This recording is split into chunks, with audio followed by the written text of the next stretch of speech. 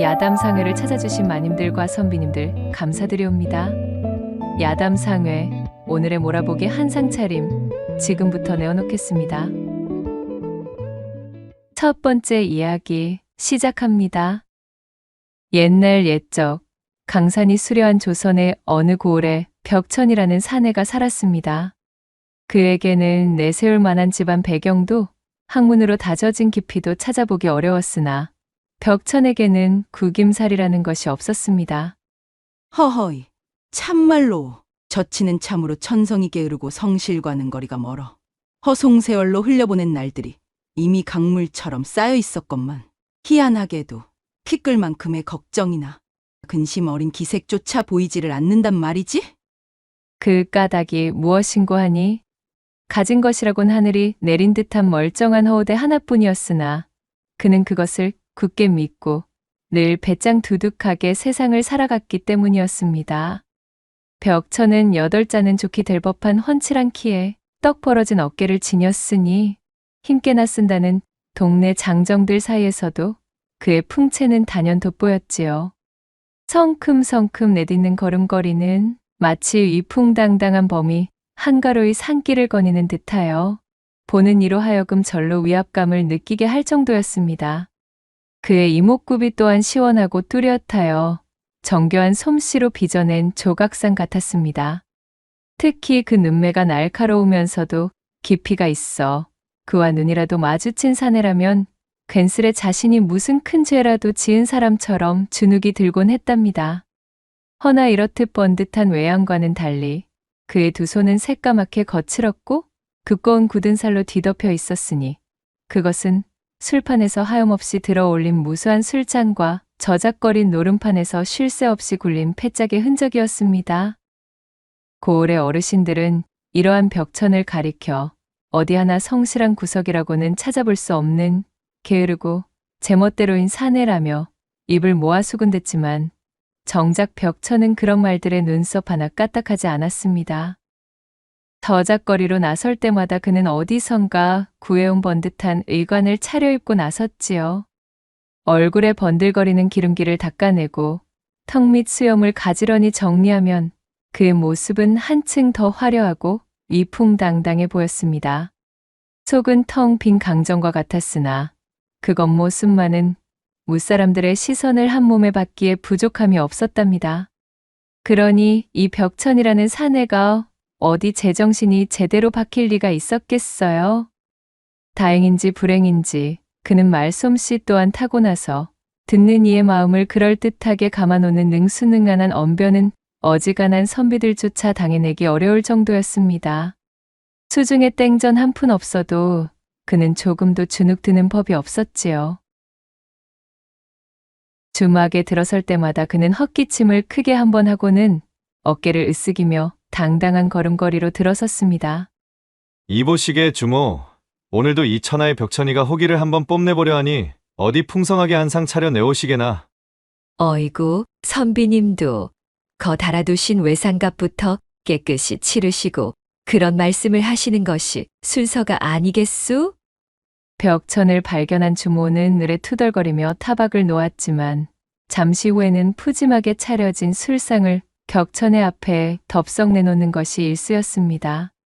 벽천은 술상을 차려 들고 온 주모의 풍만한 볼기짝을 슬그머니 어루만지며 특유의 능글맞은 말솜씨로 그녀를 구슬리기 시작했습니다.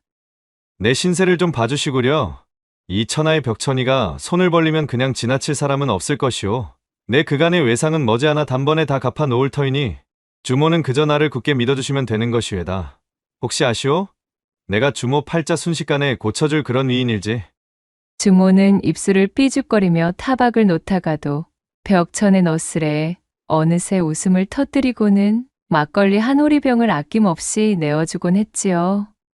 참, 이놈의 주둥이는 금덩이로 못 막는다니까. 옛다, 오늘은 내 기분이 좋으니 그냥 드리는 것이오. 주모가 고개를 절레절레 흔들며 돌아가면 벽천은 얼큰하게 막걸리 한 사발을 들이켜며 만족스러운 미소를 지었습니다.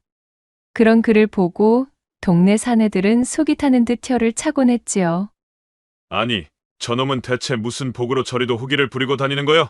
외상이라면 질색팔색하는 저 주모가 희한하게 저 치만 보면 춘삼월 눈 녹듯 살살 녹아내리니 이거야 원. 그렇게 유유자적 천하에 둘도 없는 한량으로 세월을 죽이며 지내던 어느 날이었습니다. 이곳저곳 여염집 처자들에게 부지런히 공을 들여놓던 벽천이 마침내 천석군인 고참봉댁 무남동녀 외동딸 윤실과 달밝은 밤 고을 끝자락에 버려진 폐가에서 은밀한 만남을 가지고 있었습니다. 윤실은 고운 자태와 뛰어난 총명함으로 마을에서 소문난 교수였으나 누구도 감히 그녀에게 가까이 다가가려 하지는 못했습니다. 호랑이 같은 고참봉의 눈에 잘못 들었다가는 온 동네가 발칵 뒤집힐 것이 뻔했기 때문이지요. 하지만 천하의 한량 벽천은 자신의 번듯한 허우대와 유려한 말솜씨를 믿고 기어코 윤실의 마음을 사로잡아 버렸습니다.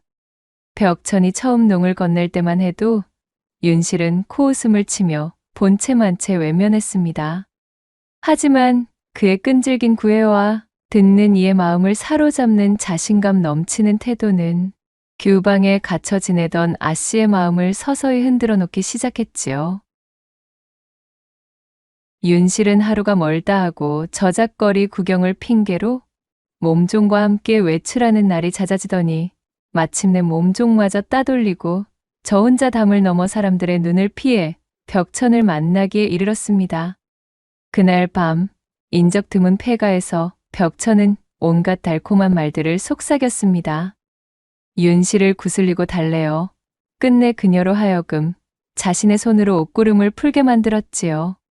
철저한 내외법으로 남녀유별을 엄격히 지키던 조선의 규방 안팎으로 큰 파장을 일으킬 만한 일이었으나 윤실은 벽천에게 마음을 온통 빼앗긴 나머지 그 모든 것을 잊고 사달을 내고 만 것이었습니다. 휘영청 밝게 뜬 달 아래 지나는 인적조차 없는 적막한 폐가 속에서는 지진이라도 난 듯 뜨거운 숨결과 함께 절구찌는 소리가 밤새도록 울려 퍼졌습니다. 도도하고 조신하기만 하던 규수 윤실의 입에서는 그간 단 한 번도 내어본 적 없는 달콤하고도 은밀한 노랫가락이 흘러나왔답니다. 비밀스러운 거사를 치르고 나서 얼마 지나지 않아 윤실에게는 어김없이 입덧이 찾아오고 말았습니다. 애초에 천석군 집안의 막대한 재산을 염두에 두고 윤실에게 접근했던 벽천은 이때다 싶어 고참봉을 찾아가 무릎을 꿇고 고개를 조아리며 당당하게 혼례를 요청했지요. 어르신, 일이 된 마당이 오니 소인이 따님을 책임지겠습니다. 부디 혼인을 허락하여 주시옵소서. 고참봉은 길길이 뛰며 불같이 화를 냈으나 이미 엎질러진 물이었습니다. 게다가 더욱 가관은 사랑하는 외동딸 윤실이 자신의 팔에 매달려 하는 말이었지요. 아버지, 이 사내와 혼인시켜 주시지 않는다면 차라리 소녀는 이 집을 나가겠사옵니다. 상황이 이 지경이 되었으니 제 아무리 호랑이 같은 고참봉이라 한들 딸 자식의 성화 앞에서는 제 고집을 꺾을 수밖에 없었지요. 한편으로는 벽천에 떡 벌어진 어깨와 당당한 풍채, 그리고 책임지겠습니다 라고 외치는 그 기세를 보고는 마음 한구석이 조금씩 흔들리기 시작했습니다. 아들이 없던 우리 집안에 저런 풍채 좋은 사위라도 하나 들이면 훗날 든든한 힘이 되어주지 않겠는가.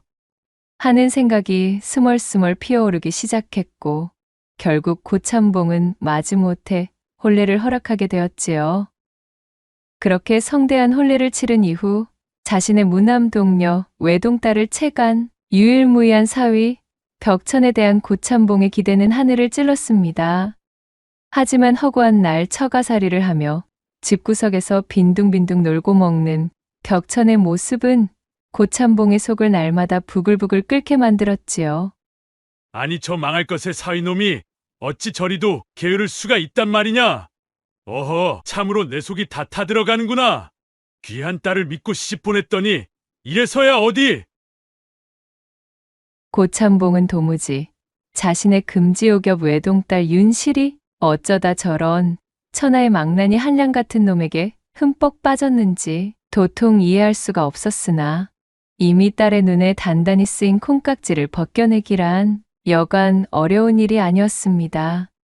하지만 그런 고참봉도 제 사위의 험담을 입버릇처럼 중얼거리면서도 이따금씩 벽천이 커다란 손으로 짐수레를 끄는 우직한 모습을 보이거나 너른 마당을 힘차게 정리할 때, 그리고 집안 대소사로 체면 칠해를 해야 하거나 누군가에게 위엄을 보여야 할 때면 어김없이 자신을 도와 늠름하게 앞장서는 벽천을 보며 그래도 집안에 저렇게 건장한 사내 하나가 있으니 듬직한 구석은 있긴 하구나 하며 내심 든든해하는 것이었습니다. 윤실과 혼인하여 처가살이를 해보니 벽천에게 장인 고참봉을 구슬리는 것은 그다지 어려운 일이 아니었습니다. 제 딸이 지아비의 말이라면 파트로 매주를 쓴다 해도 그런가 보다 하고 고지곳대로 받아들이고 있으니 그 뒤에 숨어 장인어른을 요리하는 것은 식은 죽 먹기보다 쉬운 일이었지요. 벽천은 단순히 고참봉의 무남동녀를 차지하는 데 만족하지 않았습니다. 그는 고참봉의 부유한 재산을 발판 삼아 언젠가는 번듯한 벼슬자리 하나를 꿰차보려는 야심을 남몰래 품고 있었습니다. 그 야심을 이루기 위해서는 먼저 제 아내 윤실부터 확실하게 자기 편으로 만들어야 한다는 것을 그는 잘 알고 있었지요.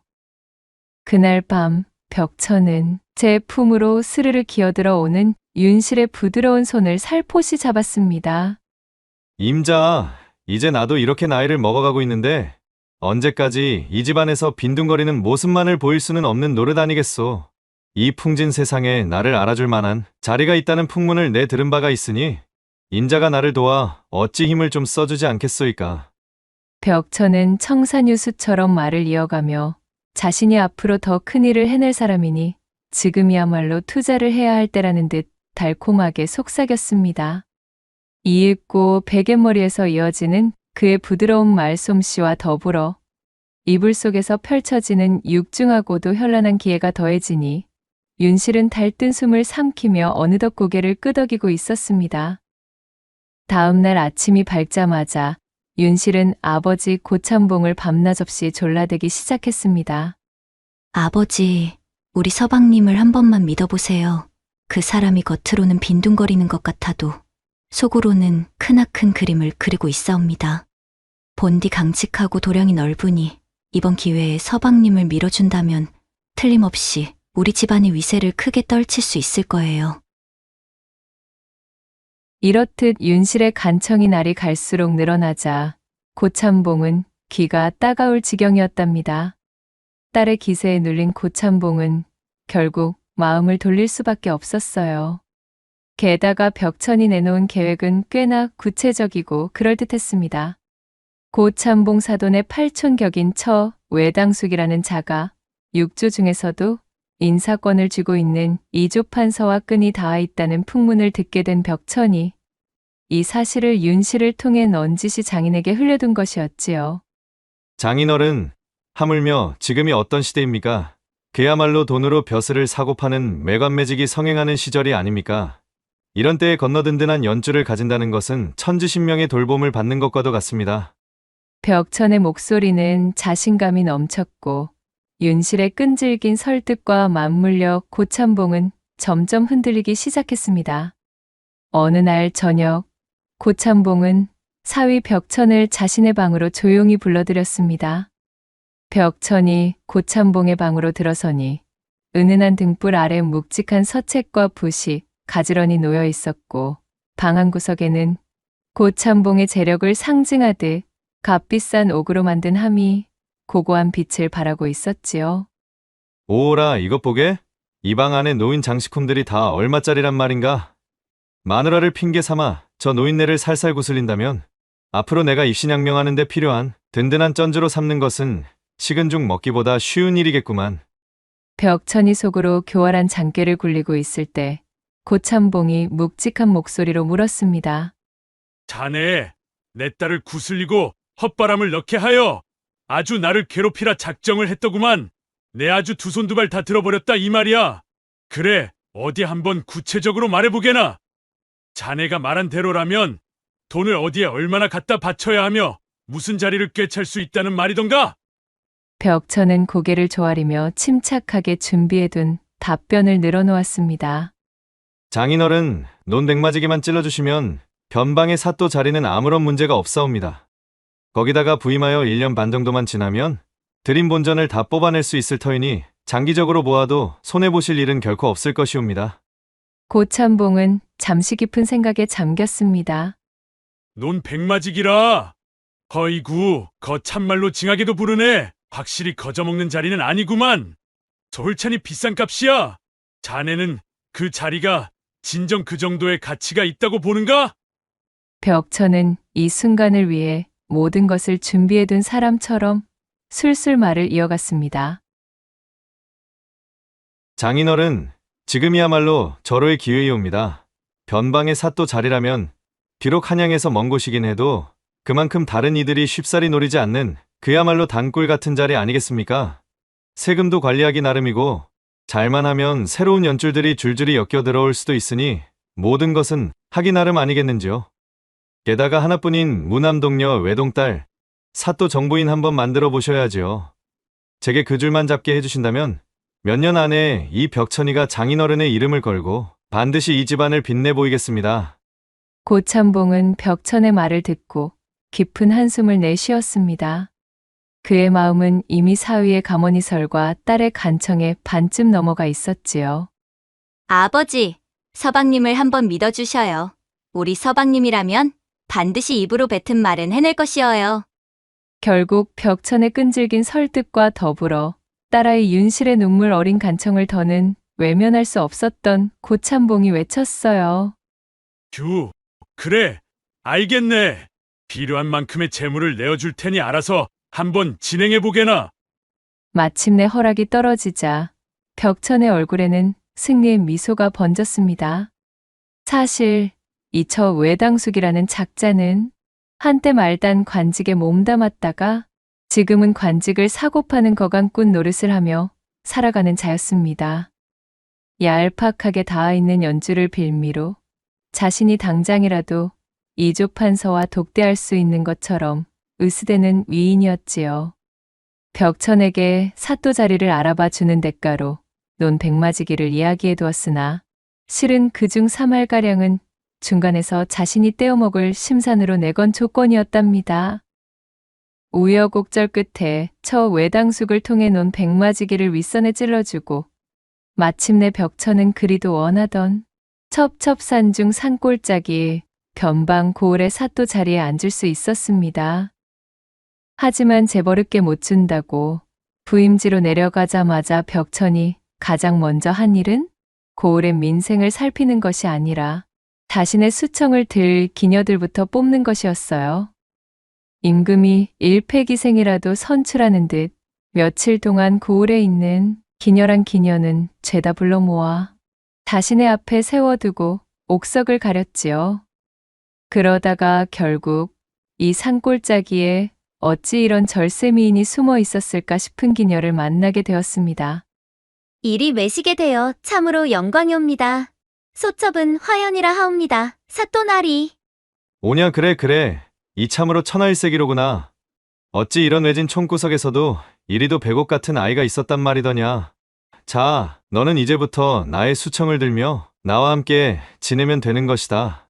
내가 바로 너의 답답한 팔자를 시원하게 확 고쳐줄 그런 귀인이시다. 그리하여 벽천은 동원 한쪽에 번듯하게 화연의 거처까지 마련해주고 밤낮으로 그녀를 불러들여 주색에 빠져 지냈습니다. 고을의 민생을 살피고 백성들의 어려움을 돌보는 일은 이미 그의 관심사에서 멀어진 지 오래였습니다.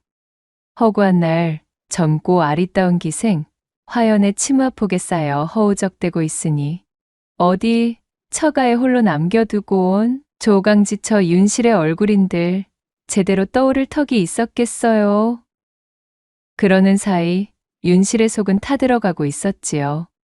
고을 사또로 부임하여 내려간 지가 언젠데 남편에게서는 단 한 통의 기별조차 없으니 윤실의 궁금증과 불안감은 날마다 하늘을 찔렀습니다. 얼마 지나지 않았을 때만 하더라도 윤실은 바쁘고 정신없을 남편을 이해하려 애썼습니다. 아무래도 초임사또이시니 정리해야 할 일이 산더미처럼 많을 테지. 서방님 쪽에서 먼저 기별이 올 때까지 조금만 더 참고 기다려보도록 하자. 벽천이 없는 빈방에서 밀려드는 외로움을 애써 삼키며 스스로를 달래보던 윤실이었으나 시간이 하염없이 흐를수록 연락 없는 서방에 대한 의아함과 서운함은 점차 커져만 갔습니다. 저녁마다 홀로 달을 바라보며 한숨 짓던 윤실은 어느덧 그 의아함이 걷잡을 수 없는 의심으로 변질되어 서러움에 남몰래 눈물을 흘리기도 했어요. 리리도 오랜 시일이 지났음에도 나에게 단 한 줄의 연통조차 없다는 것은 필시 좋지 않은 징조임에 틀림없는 것만 같아 내 마음이 이리도 불안하구나. 아니면 설마 서방님께서 머나먼 외지로 나가 계시는 사이 다른 마음이라도 품으신 것일까? 불길한 의심이 뾰족한 바늘처럼 가슴을 콕콕 찌를 때마다 윤실의 한숨 소리는 마당 끝까지 들렸고 이를 지켜보는 아버지 고참봉의 심기 역시 날이 갈수록 어지럽게 곤두서기 마련이었습니다. 아니, 사위놈은 아직도 널 떨어 내려오라는 기별조차 주지 않는다는 말이냐? 부임하여 내려간 지가 벌써 언젠데 아직도 하뭉차사인 게야. 고참봉은 저녁상을 물리고 앉아있다가 말고 들고 있던 젓가락을 상 위에 내던지며 소리쳤습니다. 그의 녹이 띈 목소리는 부엌에 있던 하인들까지 잔뜩 움츠러들게 만들었지요. 아버지, 조금만 더 기다려보세요. 외딴 부임지에 홀로 내려가 계시니 얼마나 바쁘시겠어요. 필시 고우를 돌보느라 정신이 없으실 거예요. 윤실은 제가 나서 아버지를 진정시키려 했지만 사실 그녀 역시 남편의 무소식에 대한 확신이 없었기에 목소리가 자꾸만 기어들어갔습니다. 그런 딸의 모습을 보며 고참봉은 더욱 불같이 화를 냈습니다. 어허, 윤실이 이거자. 제 아무리 바쁘다 한들 지아비가 부인을 이렇게까지 방치하는 법이 대체 이 세상 어디에 있단 말이냐? 이 못난 거사, 너도 이제는 좀 정신을 똑바로 차려서 네 남편을 제대로 훈계하든 아니면 휘어잡든 뭘 좀 똑바로 해보아야 할 것이 아니여. 내 겨우 이따위 꼴이나 보려고 그 망할 놈을 위해서 내 아까운 놈 백마지기를 넙죽 내어준 줄 아는 것이야. 계속 이런 식이라면 내 당장 사람을 보내 그놈에게 본때를 보이고야 말겠다. 하지만 윤실은 아버지가 벽천에게 노발대발하는 모습을 보고 싶지 않았습니다. 아버지, 제발요. 그분의 사정도 좀 헤아려 주세요. 제가 먼저 서찰을 보내면 반드시 답신이 올 것입니다. 조금만 더 기다려 보시지요. 윤실은 애써 아버지를 진정시켰고 결국 몇 번의 설득 끝에 고참봉은 마지못해 다시 한번 벽천을 기다려주기로 했습니다. 더 이상 아버지의 성화를 맡고만 있을 수는 없었던 윤실은 그날로 벽천에게 서신을 보냈습니다. 서방님, 이제 저도 사또 정부인의 위세를 떨쳐볼 때가 된 것 같습니다. 즉시 살림 보따리를 싸서 내려갈 테니 그리 알고 계셔요. 라는 내용을 빼곡히 적은 서신을 보냈지요. 화연의 부드러운 치마폭에 얼굴을 묻은 채 서신을 받아본 벽천은 깜짝 놀랐습니다. 아니, 이 여편네가 갑자기 어인연유로 안 하던 짓을 하려던 게요? 그는 이 핑계 저 핑계를 대며 제 아내를 내려오지 못하게 막았어요. 그렇게 옥신각신 산적 토벌이니 역병이 돌고 있다는 둥, 세법 교정으로 눈코 뜰 새 없이 바쁘다는 둥, 온갖 거짓말로 아내의 방문을 미루며 거의 1년을 독수공방하게 만들자 더 이상 윤실도 참을 수가 없었지요. 마침내 인내심의 한계를 느끼고 말았습니다. 참는 것에도 한계가 있는 법인데 내 이제는 도저히 아니 되겠다. 윤실은 아버지 고참봉에게 부탁하여 믿을 만한 밀객을 뽑아 벽천의 부임지로 몰래 내려보냈습니다. 손톱을 물어뜯으며 초조하게 기다린 지 수일째 되던 날, 드디어 밀객에게서 염탐 결과가 적힌 서신이 도착했고 헐레벌떡 뜯어 읽어보니 아니나 다를까? 벽천은 날마다 수천 기생화연의 치마폭에 쌓여 정신을 차리지 못하고 있다는 사실을 모조리 알게 되었답니다. 세상에, 이럴 수가. 내 그리도 믿고 또 믿으며 기다리고 있었거늘. 어찌 서방님께서 나에게 이러실 수가 있단 말이야. 머리끝까지 화가 치밀어 오른 윤실은 제 방에서 분함을 이기지 못한 채 부들부들 떨다가 이것을 어떻게 요리할까 곰곰이 생각에 잠겼습니다. 한참 동안이나 머리를 굴려보던 윤실은 그 길로 사또 자리를 알선해준 처 외당숙에게 쏜살같이 찾아갔지요. 그리고는 외당숙 앞에서 그간의 모든 이야기를 미주알 고주알 쏟아붓듯이 하소연을 털어놓았습니다.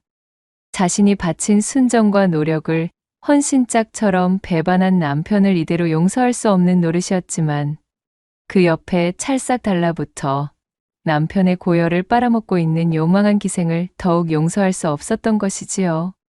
어르신, 그리고 이것은 약소하지만 받아주시지요. 일을 처리해 주시는 대가라고 한다면 참으로 변변찮은 것입니다만 성이라 생각해 주셔요. 말을 마친 윤실이 품속에서 꽤나 두툼한 전대를 꺼내 외당숙 앞에 슬그머니 내려놓았고 번개처럼 전대를 채간 외당숙은 전대의 묵직함을 손으로 느껴보고는 마음에 들었는지 힘차게 고개를 끄덕이며 대꾸했습니다. 그럼 아무리 하늘 같은 지아비가 하는 일에 아녀자가 함부로 참견하는 것은 아니 된다고들 하지만 처가에 홀로 아내를 버려두고 그리 방탕하게 지내서는 아니 되지. 이거 참 어찌 이런 조강지처를 놔두고 그럴 수가 있다는 말인가? 에헴, 걱정이랑 말고 나만 떡하니 믿고 기다려보거라. 내가 아주 그 버르장머리를 단단히 고쳐놓을 것이니. 그로부터 며칠 후 윤실에게 사주를 받은 처 외당숙이 나귀를 타고 벽천의 부임지로 떠났습니다. 마침내 긴 여행 끝에 벽천의 부임관아 앞에 도착한 처 외당숙은 숨을 고르며 수문장에게 명했습니다. 그 안에 사또 계시면 말 좀 전해주게나. 저 외당숙 어른께서 찾아오셨다 하면 아마 즉시 알아들을 것이야. 볼품 없는 노인네가 잔뜩 어깨에 힘을 주며 사또를 제 아랫사람 대하듯 말하자 수문장은 지레 겁을 먹고는 안으로 허둥지둥 달려가 벽천에게 고했습니다. 그 말을 들은 벽천은 버선발로 뛰어나왔어요. 과정이야 어찌되었든 지금의 부임지에서 사또 자리를 해먹을 수 있게 힘써준 처 외당숙 앞에서는 제 아무리 잘난 맛으로 살아간다는 벽천조차 고향이 앞에 쥐었습니다. 이조판서와 끈끈한 연줄이 닿아 있다고 철석같이 믿고 있던 벽천은 암행어사라도 모시듯 굽실거리며 저 외당숙을 안으로 모셨지요. 게다가 자신이 그간 제 아내 윤실이 내려온다는 것을 온갖 핑계로 막아둔 상태였으니 제 발이 저려 눈치를 아니 볼 수가 없는 형국이었습니다. 그리하여 그날 저녁 성대하게 벌어진 연애 자리에서 저 외당숙을 상석에 앉힌 벽천이 술 한 잔을 올리며 물었습니다. 어르신, 머나먼 길 오시느라 고생이 참으로 많으셨습니다. 저기 우리 처가 식구들도 별거 없이 두루 무탈하시지요. 에헴, 여보시게나 벽천사또, 자네가 이리 부임지에 내려와 민생을 돌보고 나란 일에 힘쓰느라 밤낮 없이 바쁜 것은 내 익히 알고 있네만, 그렇다고 하여 처가가 지금 어떠한 상황인지조차 몰라 이 늙은이에게 묻는 것이 이게 어디 당최 이치에 맞는 이야기인가 말일세. 송구하옵니다. 어르신, 제가 참으로 경황이 없다 보니 그만. 벽천은 턱수염을 연신 쓸어 넘기며 헛기침을 해대는 저 외당숙을 보며 이 교활한 노인네가 뭔가 눈치를 채고 아내 윤실에게 사주를 받아 이곳까지 나타난 것이 아닌지를 파악하려 잔뜩 눈치를 보고 있었지요. 그때 아름다운 수청 기생 화연이 비단 치마를 나풀거리며 나타나 벽천의 옆자리에 사뿐히 자리를 잡고 앉았습니다. 어르신, 소첩 화연이라 하옵니다.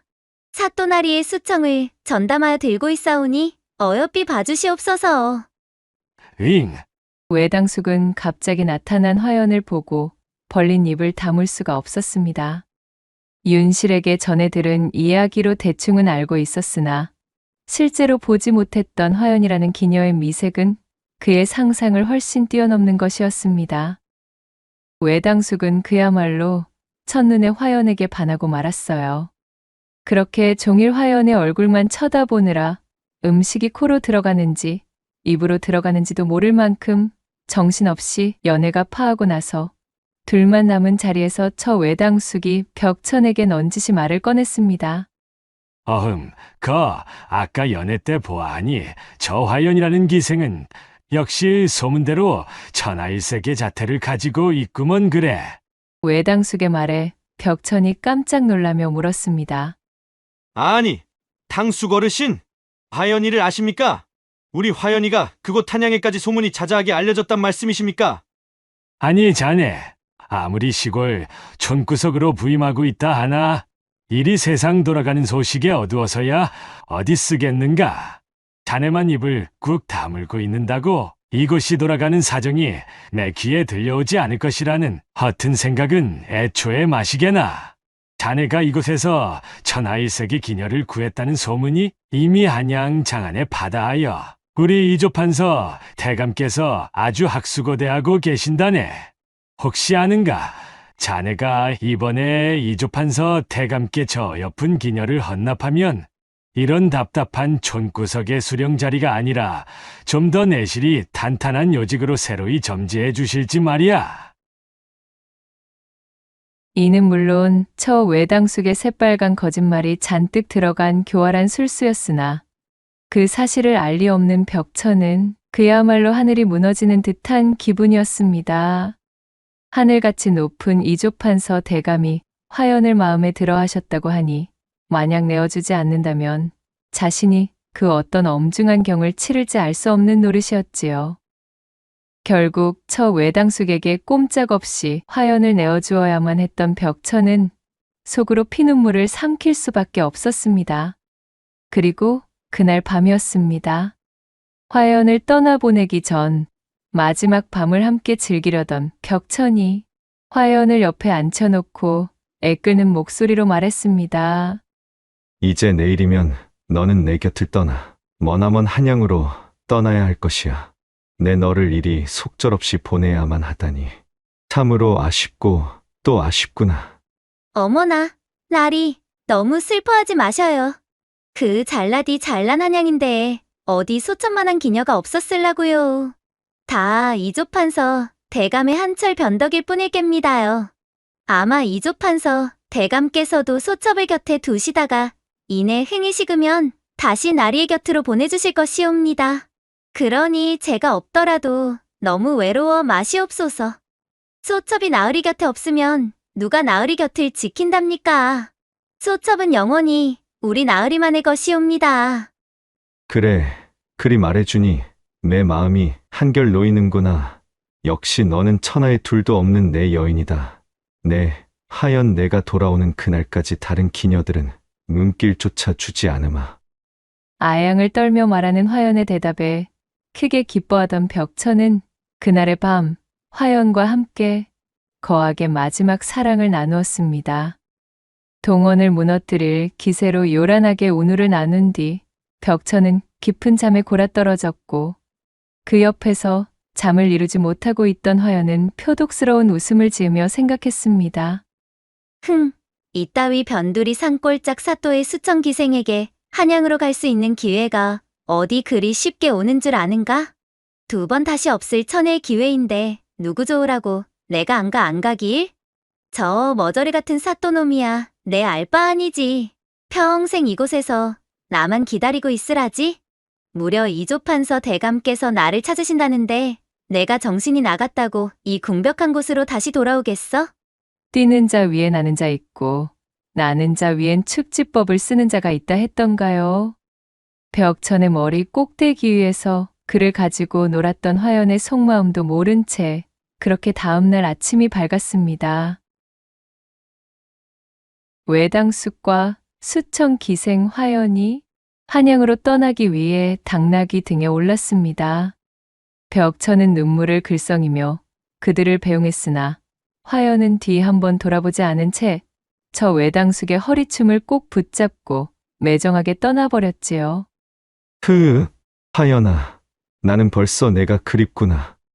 화연을 떠나보낸 것이 못내 야속하여 아침부터 진탕수를 퍼마시던 벽천은 저녁 나절에는 완전히 인사불성이 되었습니다. 그리고 그 시간 한양으로 향하는 길목에 있던 어느 주막집에 외당숙과 화연을 태운 당나귀가 어슬렁어슬렁 들어왔지요. 즉각 방 하나를 잡은 뒤 처 외당숙의 온갖 가머니설과 사탕발림의 수작이 오고 갔고 산전수전 다 겪었다 자부하던 화연 역시 그 달콤한 말에 넘어가 결국 제옥구름을 풀게 되었지요. 그렇게 주막집 객방 하나에서는 밤늦도록 천지가 요동치는 합궁 소리가 울려 퍼졌습니다. 한양으로 돌아온 외당숙은 남산골에 조그마한 기와집을 하나 마련하였고 그 길로 화연을 숨겨둔 애첩으로 들어앉혀 놓고는 사흘이 멀다 하고 화연을 찾아가 느지막이 별천지를 맛보기 시작했습니다. 화연 역시 언감생심 따지도 못할 별인 이조판서의 총애를 받는 것보다는 자신의 말이라면 죽는 신용까지 하는 이 바보 같은 늙은이 하나를 구워 삶아 요리하는 것이 훨씬 손쉬웠기에 그렇게 처 외당숙의 젊은 애첩 노릇을 즐기며 호의호식하고 있었답니다. 그로부터 달포의 시간이 쏜살같이 흘렀습니다. 처 외당숙에게 바람난 남편을 요리해달라 부탁한 지도 시간이 꽤 흘렀는데 아직도 남편 벽천에게서는 명확한 기별조차 없으니 윤실은 시름에 푹 젖어 마루에 멍하니 걸터앉아 있었습니다. 어찌된 연유인지 그날 이후로 처 외당숙께도 아무런 소식이 없고 서방님께서는 더더욱 기별한 줄 없으시니 이것이 대체 어찌된 연유인고 또다시 밀사를 보내 염탐을 해보자니 아버님께 들켰다간 집안이 발칵 뒤집어질 것이 뻔한데. 그렇게 한숨만 푹푹 내쉬고 있으려는데 바깥이 소란스러워지더니 갑자기 대문이 벌컥 열리며 처 외당숙 마누라가 씩씩거리며 들어서는 것이 아니겠어요? 새행전 왕래 한번 없었던 당숙모가 들이닥치자 윤실이 엉거주춤 일어서며 그녀를 맞이했지요. 아니 얘까지 어쩐 일로 오셨습니까, 당숙모님? 깜짝 놀라 자리에서 일어나는 윤실을 바라보는 처 외당숙 마누라가 두 눈에 쌍심지를 켜고 성큼성큼 다가왔습니다. 네, 2년 이런 요망한 것아, 2년이 감히. 철썩 처 외당숙 마누라가 다짜고짜 윤실의 뺨을 후려갈기며 고래고래 소리를 지르는 것이었습니다. 아닌 밤중에 날벼락을 맞은 윤실이 얼떨떨하여 제 뺨을 거머쥐고 올려다보니 외당숙 마누라는 더욱 노여움을 품은 목소리로 멱이라도 따뜻 고함쳤지요. 이 망할 것아, 2년의 그 팔푼이 같은 신랑 놈의 피를 빨아먹던 그 새파랗게 젊은 망할 기생년 말이야. 그 찰거머리 같은 것을 떼어냈으면 그 길로 강물에 내다 버리든지 요절을 내든 할 것이지. 어쩌자고 우리 남편 놈에게 홀랑 가져다 붙여서는 저 남산골에 떡하니 기와집까지 내어주고 살림을 차리게 만든 게야? 너 때문에 우리 남편이 집구석에 안 들어온 지가 벌써 달포가 넘는다, 이년아. 오늘 너 죽고 나 죽자. 으악!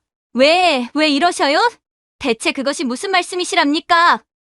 마당에는 처 외당숙 마누라와 윤실이 머리끄덩이를 서로 붙들고 한바탕 난리가 났고 그 소란을 듣고 놀라 뛰쳐나온 고참봉과 하인들이 달려들어 순식간에 아수라장이 되고 말았습니다. 모든 사건의 전말을 전해 들은 고참봉의 분노는 하늘을 찔렀습니다. 그는 당장 사람을 시켜 벽천의 온갖 비행과 부정부패에 대한 투서를 작성하게 하였지요. 아닌 게 아니라 벽천은 사랑하는 화연을 떠나보낸 이후 그 상실감과 분노를 이기지 못하고 완벽하게 망가져 있었습니다. 공적인 일은 아랫사람들에게 모조리 떠넘기고 자신은 매일같이 잔치와 행락에 빠져들었으며 날마다 관할을 비운 채 지역 유지들의 초대에 응하며 술과 고기를 탐닉했습니다. 이 과정에서 그들과 결탁하여 공공연히 뇌물까지 받기 시작했지요. 원래부터 야심이 크거나 악랄한 성격은 아니었지만 화연을 잃은 이후 정신줄을 완전히 놓아버린 벽천은 사또 자리를 얻느라 쓴 본전은 뽑아야 하지 않겠느냐? 라고 소리치며 제 스스로를 합리화했습니다. 화연이도 빼앗긴 마당에 백성들이 조금 불평한다고 뭐 대수겠는가? 그리고 내가 이렇게 누리는 것도 잠깐일 뿐이거늘 이 좋은 때를 놓쳐서는 아니 되지 않겠는가? 벽천의 이런 안일한 생각은 날이 갈수록 그의 행동을 더욱 대담하고 방탕하게 만들었습니다. 고을 사람들에게는 가혹한 폭정을 거듭하며 과도한 세금을 징수하여도 고을의 곳간을 채우기는커녕 자신의 주머니에 쑤셔 넣기 바빴으니 부임한 지 얼마 되지 않아 고을의 재정은 눈에 띄게 악화되기 시작했습니다. 벽천이 백성들에게서 거둔 세금은 관아의 운영보다는 벽천 자신의 사치와 유흥을 위해 대부분 흘러들어갔으니까요. 관아의 문짝은 낡고 제대로 관리되지 않아 바람이 불 때마다 삐걱거렸고 관아에 소속된 군졸들은 제때 녹봉을 받지 못해 불만이 하늘을 찔렀습니다. 얼마 지나지 않아 신임 사또 벽천의 이름은 저작거리에서 조롱과 비난의 대상이 되었습니다. 그의 방탕한 생활과 가렴주구가 결국 이웃 고을에까지 소문이 나면서 때마침 고참봉이 미리 손을 써둔 사람들로 꾸려진 발고단이 중앙관청에 벽천의 온갖 악행에 대한 발고장을 무더기로 올렸고 그것을 빌미로 중앙에서 내려온 감사는 고을에 도착하자마자 벽천의 행적을 낱낱이 조사하기 시작했답니다. 당연하게도 관아의 장부는 엉망진창이었고 공금은 어디로 흘러갔는지 도무지 그 행방을 알 수 없는 상태였지요. 이런 자는 조정을 대신하여 한 고을의 수령이 될 자격이 없다. 도리어 나라의 녹을 축내고 백성을 괴롭힌 도적일 뿐이다. 가명에서 내려온 결정문은 고을의 백성들 앞에서 엄숙하게 낭독되었고 벽천은 찰나의 헛된 영광을 맛본 뒤 그렇게 굴욕 속에서 하옥되고 말았습니다. 그의 부인 윤실은 그 소식을 듣고 그 자리에서 졸도하여 일어나지 못하고 자리에 드러눕고 말았답니다. 장인인 고참봉 역시 처음에는 사위의 버릇을 좀 고쳐놓는 수준에서 끝내려 했던 일이 이토록 어마어마하게 커지고 또한 그 임명 과정에 있어 부정부패와 뇌물수수가 있었음이 만천하에 드러나 재산의 절반 이상을 몰수당하고 치도곤을 맞는 신세가 되었지요. 처 외당숙 또한 이조 판서를 들먹이며 뒷거래로 매관매직에 앞장선 것이 만천하에 드러나 호되게 처벌받게 되었고 그의 가모니설만 믿고 떵떵거리며 한양에서 사치를 누리던 화연 역시 그렇게 하루아침에 오갈 데 없는 신세가 되어 길거리에 앉게 되었으니 이 일에 관련된 모두가 비참하고도 슬픈 결말을 맞았다는 후문이 전해지고 있사옵니다.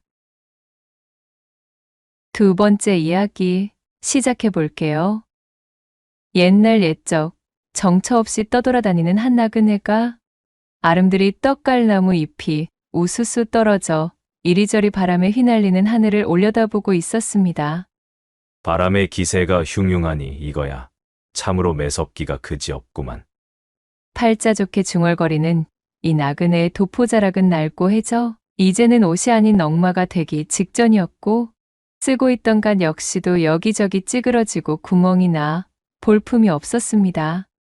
10월 상달 짧은 햇살이 길게 누워버린 스산한 볕을 받아 그늘이 진 그의 얼굴은 꼬깃꼬깃 접어놓은 쌈지 마냥 볼품이 없었지만 희한하게도 그 두 눈만은 총명함을 잃지 않고 형형하여 번쩍이고 있었지요.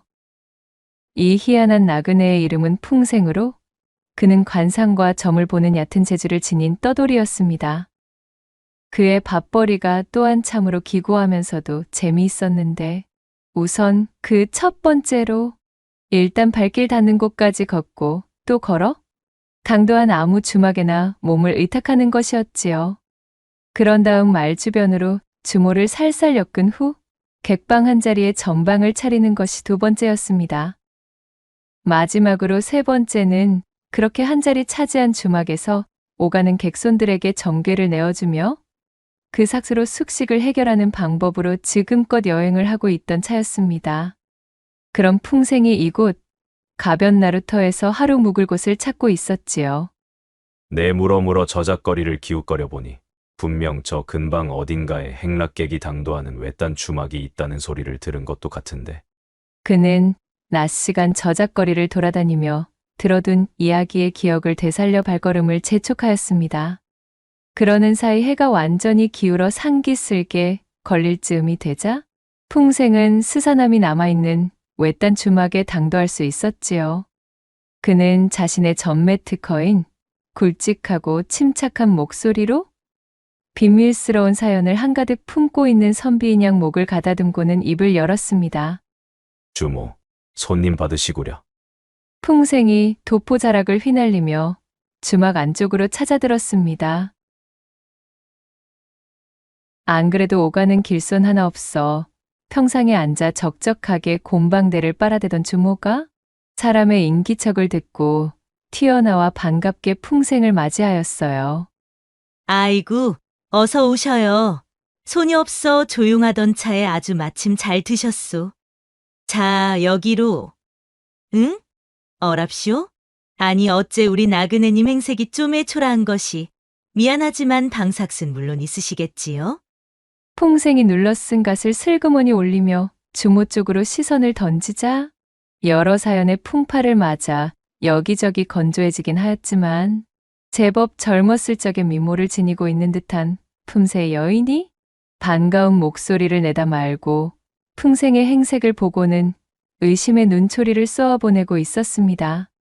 풍생은 피식 웃고는 주모에게 엽전 단량을 던지며 말했습니다. 방삭과 저녁 식사, 그리고 탁배기 값이오. 나머지는 주모의 객손 맞이하는 태도가 참으로 형편없어 분발하라는 뜻으로 던지는 내 성이요. 내 하룻밤 머물고 가리다. 날씨가 제법 스산해지는 중이니 강에는 군불이나 좀 넣어주시구려.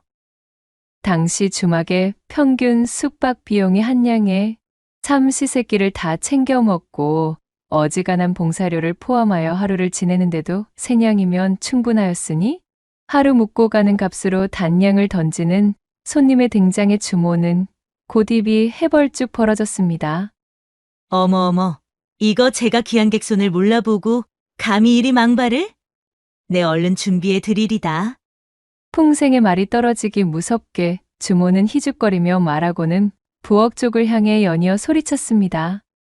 바로 자신의 일손을 돕고 있던 조카 홍분이를 호출하기 위함이었습니다. 예, 홍분아? 갯방에 군불을 넣어놓거라. 주모가 부엌에서 분주하게 저녁 준비를 하는 동안 나그네 풍생은 툇마루에 걸터앉아 탁배기를 시켰습니다. 이윽고 주모가 소반에 간단한 찬거리 몇 점과 함께 탁배기 한 오리병을 얹어 마루에 내놓았지요. 자, 여기 있소이다. 목이나 시원하게 축이고 있으시오. 내 저녁상은 금방 말아다 넣어드리리다. 줄곧 공을 치고 있다. 오래간만에 객손을 맞이한 주모가 싱글벙글하며 말했습니다.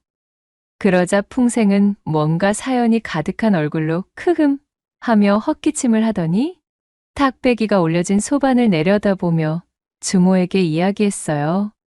보시오, 주모. 여기 소반에 잔 하나 더 놓아주시고. 그렇지. 젓가락도 하나 더 놓아주시구려. 그 말을 들은 주모가 매우 반색하며 환한 미소와 함께 대꾸했습니다. 아이고, 일행이 또 한 분 뒤따라오시는가 보지요? 그분도 우리 나그네 분처럼 배포가 크실라나? 신이 나서 엉덩이를 들썩이는 주모에게 풍생은 짐짓 점잖은 목소리로 대답했어요. 일행 말이오? 아니오. 그런 것이 아니오. 나와 동행하는 일행은 없소이다. 나는 혼자요. 예? 나그네 양반 혼자라굽쇼. 아니, 그럼 빈술잔과 젓가락은 왜? 이상하다는 듯 물어오던 주모가 대뜸 뭔가 떠오른 듯한 얼굴을 하더니 곰살스러운 웃음을 지으며 치대기 시작했지요. 오라? 그러하다는 말씀입지요? 알겠으다. 잠시만 기다려 보시오. 주모는 풍생에게 곱게 눈을 흘기며 부엌에서 술잔과 젓가락을 들고 돌아왔습니다. 뭔가를 오해한 그녀는 한층 흥이 오른 목소리로 간드러지게 말했지요. 이거야 원. 그렇지 아니해도 목이 칼칼하니 한창 마르던 참이었는데. 나그네 분께서 1인의 사정도 봐주시니 내 함께 대작상대라도 해드리지. 그리고는 주모가 풍생과 대작하기 위해 술상이 놓인 텐마루에 엉덩이를 걸치며 털썩 주저앉았습니다. 그 모습을 물끄러미 바라보고 있던 풍생이 다시 입을 열었어요. 그러시오? 뭐 그것도 괜찮겠지. 거 주모도 술 한잔 하고 싶으면 주모분의 잔과 젓가락을 또 가지고 와 앉으시오. 뭐시라고요? 또 젓가락과 술잔을 내오라고요? 주모도 함께하고 싶다 하지 않았소. 그럼 당연히 주모의 것도 가지고 와야지. 아니, 그럼 방금 가져온 이 젓가락과 술잔은 대관절 누구의 몫이란 말이오? 함께 붙은 일행분도 없으시다면서? 주모가 어리둥절한 표정을 하며 풍생에게 따졌습니다. 궁금하거들랑 내 천천히 이야기해 줄 것이니 어서 젓가락과 술잔이나 챙겨 들고 오시구려. 풍생의 말에 주모는 고개를 갸웃하며 몸을 일으켜 부엌으로 들어갔습니다. 이윽고 그녀가 자신분의 빈잔과 젓가락을 들고 오자 술상 위에 오른 잔이 총 3개가 되었지요. 주모는 풍생에게 술 한 잔을 따라 주었습니다. 술잔을 받아든 풍생이 근엄한 표정이 되어 주모에게 말을 건넸지요. 자, 여기 내 옆에 빈잔에도 술을 한 잔 따라 주시구려. 풍생의 주문에 주모가 연신 이상하다는 표정으로 빈잔에 술을 따랐습니다. 뒤따라 풍생이 주모의 손에서 호리병을 받아들고 주모의 술잔을 가득 채워주었습니다. 자, 거나하게 한 잔씩들 하십시다. 풍생은 술잔을 하늘 쪽으로 치켜들며 외치고는 제 술잔을 깔끔하게 비웠습니다. 그리고 나서 임자 없는 옆자리 술잔을 들고는 또 비우는 것이었지요. 아니 이보셔요. 나그네 양반. 대체 그 나머지 술잔은 어인 연유로 깔아두는 것이오? 있지도 않은 사람의 몫을 얻지? 주모가 의아한 표정으로 풍생을 쳐다보며 물었습니다. 그녀의 호기심 어린 물음에 풍생은 씩 웃으며 대꾸했지요. 허허, 보시오 주모. 이따 저녁상을 차려 드려올 때도 2사람분의 상을 부탁하겠소. 아니 점점? 거 연유라도 좀 속 시원히 말씀해 주시구랴. 궁금해 미칠 지경인데 이리 뜻만 잔뜩 들여놓고 어찌 대답을 해주지 않는 게요? 저녁상을 드려오면 내 그때 속 시원히 말씀드리리다. 이후 풍생은 아까와 마찬가지로 2 술잔을 번갈아 비우며 탁배기를 해치웠고 주모는 근질거려 못 견디겠다는 얼굴이 되어 소리쳤습니다. 홍분아, 저녁상은 2사람분 지어 올려라. 알겠어요, 이모. 객방에 군부를 지펴놓고 마늘을 다듬던 홍분이가 주모의 부름에 부엌에 들어가 저녁상을 차리기 시작했습니다. 그러는 사이 풍생은 탁배기 2오리병을 기세 좋게 비워내었고 이윽고 몸을 일으켜 객방으로 들어갔습니다.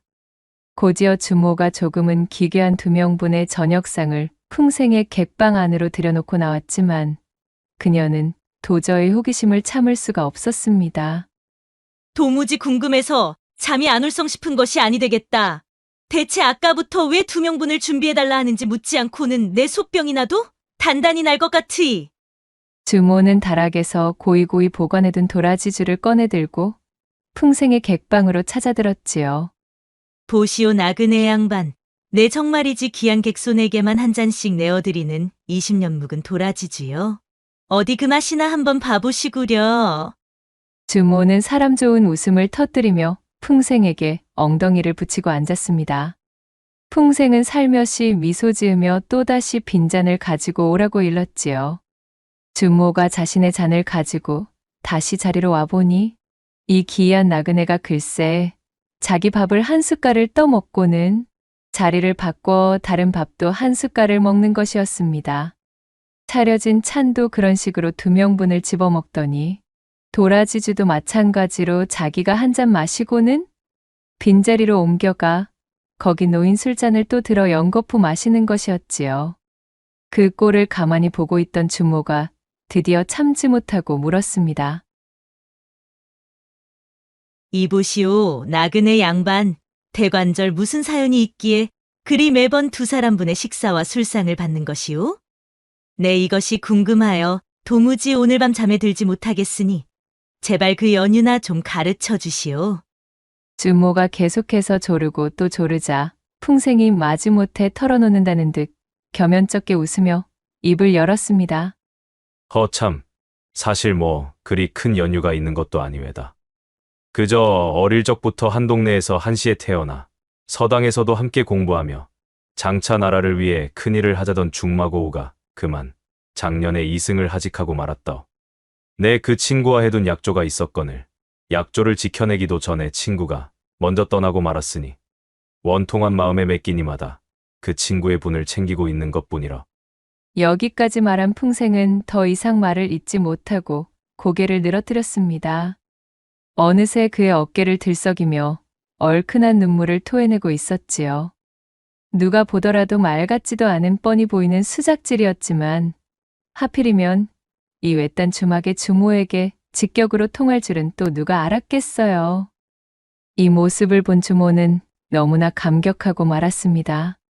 제 한 몸 추스리기 바빠 모두가 각자 도생하는 이 메마른 세상에 아직도 이리 의리와 교우를 중히 여기는 사람이 남아있었구나 싶은 마음이었어요. 주모는 행색이 초라하나 그 그릇이 담대한 이 풍생에게 묘한 호감이 돋기 시작했습니다. 그런 사연이 있는 줄도 모르고 이리 방정맞게 귀찮게 굴었구려. 자자, 사내 대장부가 어디 그리 눈물이 많아서야 쓰겠수? 내 잔 한번 받으시고 울음 그치시오. 오늘은 객손도 없고 나도 오늘 장사는 그만두고 우리 나그네님이랑 잔이나 더 나눠야겠수. 주모가 몸을 들썩이며 더욱 풍생의 곁으로 다가앉으며 말했습니다. 그렇게 탁배기와 도라지주를 주거니 받거니 실없는 농담과 이런저런 이야기들을 나누며 담소꽃을 피우기 시작한 두 사람. 어느새 취기가 잔뜩 오른 풍생과 주모는 누가 먼저라고 할 것도 없이 서로를 바라보다 말고 호롱불을 끄게 되었지요. 훌렁훌렁 옷까지 던지는 소리만이 어둠 속을 채웠고 이내 풍생의 객방하는 군불이 필요 없을 정도로 활활 타오르기 시작했습니다. 그렇게 한창 건장한 풍생과 농익은 주모가 온 방 구석구석을 헤집으며 비와 구름을 몰고 오다가 서로가 가쁜 숨을 토하고 쓰러져 취기를 벗삼아 잠이 들고 말았습니다. 한참이나 시간이 지나고 새벽 달기 울며 어스름 하늘이 밝아오자 소피를 보기 위해 주모가 비몽사몽 눈을 떴습니다. 아니 이 양반이 어디를 간 게야? 자신 옆에 널브러져 있던 풍생이 온데간데 없는 것을 확인한 주모가 옷을 챙겨 입고 밖으로 나왔지요. 바로 그때쯤 객실의 이 방 저 방을 여기저기 돌아보던 주모의 귀에 어디선가 간드러지는 소리가 들려오기 시작했습니다. 이는 필시 남녀가 지독하게 얽혀 운우를 나누는 소리였습니다. 아니 이게 대체 무슨 소리요? 어젯밤 받은 객손이라고는 풍생뿐이었거늘 대관절 이것이 어찌된 연유인가 싶어진 주모가 방문 옆에 놓인 홍두깨를 꼬나쥐고 소리가 나는 쪽으로 향했습니다. 세상에 이럴 수가요. 소리의 근원지는 다름 아닌 친정 조카딸 홍분이의 방이었습니다. 거기 웬 놈이요? 홍군이한테 뭔 짓거리를 하는겨 시방? 주모가 문을 벌컥 열며 크게 소리치자 태초의 상태로 풍생의 목덜미를 휘감고 있던 홍분이가 깜짝 놀라 이불을 뒤집어쓰며 숨어버렸고 그 위에 올라타고 있던 풍생은 두 눈을 끔뻑거리며 주모를 쳐다보고 있었습니다. 아니 나그네 양반. 대체 여서 무얼하고 있는 게요? 나그네 양반이 대체 왜 홍분이와? 방 안의 광경을 목격하고 어지러질해진 주모가 홍두깨를 놓치며 중얼거렸습니다. 그러자 짐짓 턱기침을 하고는 자세를 고쳐 앉는 풍생. 이윽고 옷을 고쳐 입은 풍생이 매우 점잖은 목소리로 천천히 말했습니다. 보시오 주모. 어젯밤 나는 주모와 회포를 거나하게 풀었기에 불만이 없었소만. 저기 내 먼저 간 서당 친구는 술만 마시고 혼자 잠들어야 하는 신세 아니오? 이 어찌 딱하지 않을 수가 있었겠소이까. 하여내 어쩔 수 없이 친구의 사정을 살피기 위해 이 처자와 거사를 나눈 것이니 너무 노여워는 말아 주시오. 입을 쩍 벌리고 풍생의 궤변을 듣고 있던 주모는 너무 어처구니가 없어 반응하는 것조차 잃어버린 채 넋을 빼고 풍생을 바라보았습니다. 이윽고 정신을 차린 주모가 두 눈에 쌍심지를 켜고 소리쳤지요. 아니 뭐가 어쩌고 어째? 당치도 않은 요소를 늘어놓아도 유분수지. 에라이 이놈의 썩어나 자빠질 놈아. 풍생의 헛소리를 들은 주모는 그 길로 홍두깨를 집어들고 방 안으로 뛰쳐들어가 눈에서 불꽃을 뿜으며 풍생을 작살내려 달려들었습니다. 모골이 송연해진 풍생은 벌떡 일어나며 간밤 친구의 사정을 헤아린답시고 함께 지새우느라 아직도 양볼이 발갛게 물들어 있던 홍분이에게 소리쳤지요. 거 처자, 내 친구가 간밤 아주 즐거웠다고 전해달랍디다 그려. 그리고는 제 집신을 두 손에 거머쥔 풍생은 껄껄 웃으며 맨발로 주막에서 도망쳐 36개 주랭랑을 놓는 것이었습니다. 언젠가 다시 내 손에 잡히면 아주 요절을 내버릴 줄 아시오. 주모는 분이 풀리지 않은 채 씩씩 콧김을 뿜으며 저만치 도망가는 풍생의 뒤통수를 향해 고함을 질러버렸지요. 그로부터 얼마나 시간이 흘렀을까요? 지친 발걸음으로 초행의 험준한 고갯길을 넘어가던 풍생은 제 뱃속에서 꼬르륵거리며 밥을 달라 농성 중인 소리를 듣고는 자리에 주저앉아 버렸습니다. 어이구야, 힘들다 힘들어. 이놈의 고갯길은 어찌 이리도 험준하고 괴팍한 것인가? 나같이 고귀하고 고매하신 선비께서 넘기에는 지독스럽게도 흉측한 고갯길이로구만. 풍생이 침을 탁 뱉으며 볼멘 소리로 중얼거렸지요. 그는 크게 한숨을 뱉으며 퉁퉁 부은 제 다리를 주물렀습니다. 그러고 보니 그전 주막에서 거나하게 한 상 해먹은 뒤로 벌써 달포가 지났구먼. 다음 주막으로 당도하려면 천상 이 고갯길을 넘어야만 한다던데 여서 주막 그림자라고는 코빼기조차 보이지가 않으니원. 쌓인 회포나 거나하게 풀고 싶은데 온몸이 근질근질하여 참을 수가 없도다. 풍생은 그 예전 볼을 발갛게 물들이며 수줍어하던 홍분이의 얼굴을 떠올리며 입맛을 다셨습니다. 그렇게 풍생이 몸을 일으켜 죽을 힘을 다해 고갯길을 넘고 보니 듣던 대로 정말 마을 초입으로 들어서기 전에 갈림길에 조그마한 주막이 하나 눈에 들어오는 것이었습니다. 드디어 살았다 싶어진 풍생이 마지막 힘을 쥐어짜 주막으로 당도했습니다. 보시오, 주모. 여기 손님 한 명 받으시구려. 풍생은 힘껏 목소리를 가다듬으며 본래의 경박함을 감춘 예의 그 점잖은 척을 잔뜩 뒤집어 쓴 채 주모를 호출했습니다.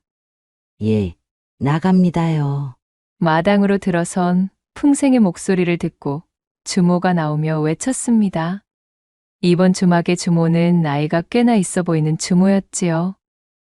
주모의 외견을 확인한 풍생이 혀를 차며 실망감 가득한 목소리로 조용히 이번에는 즐거움을 뽑아먹기 글렀다며 중얼거렸습니다. 예, 객손 양반, 뭐라고 하셨소? 아니 왜다.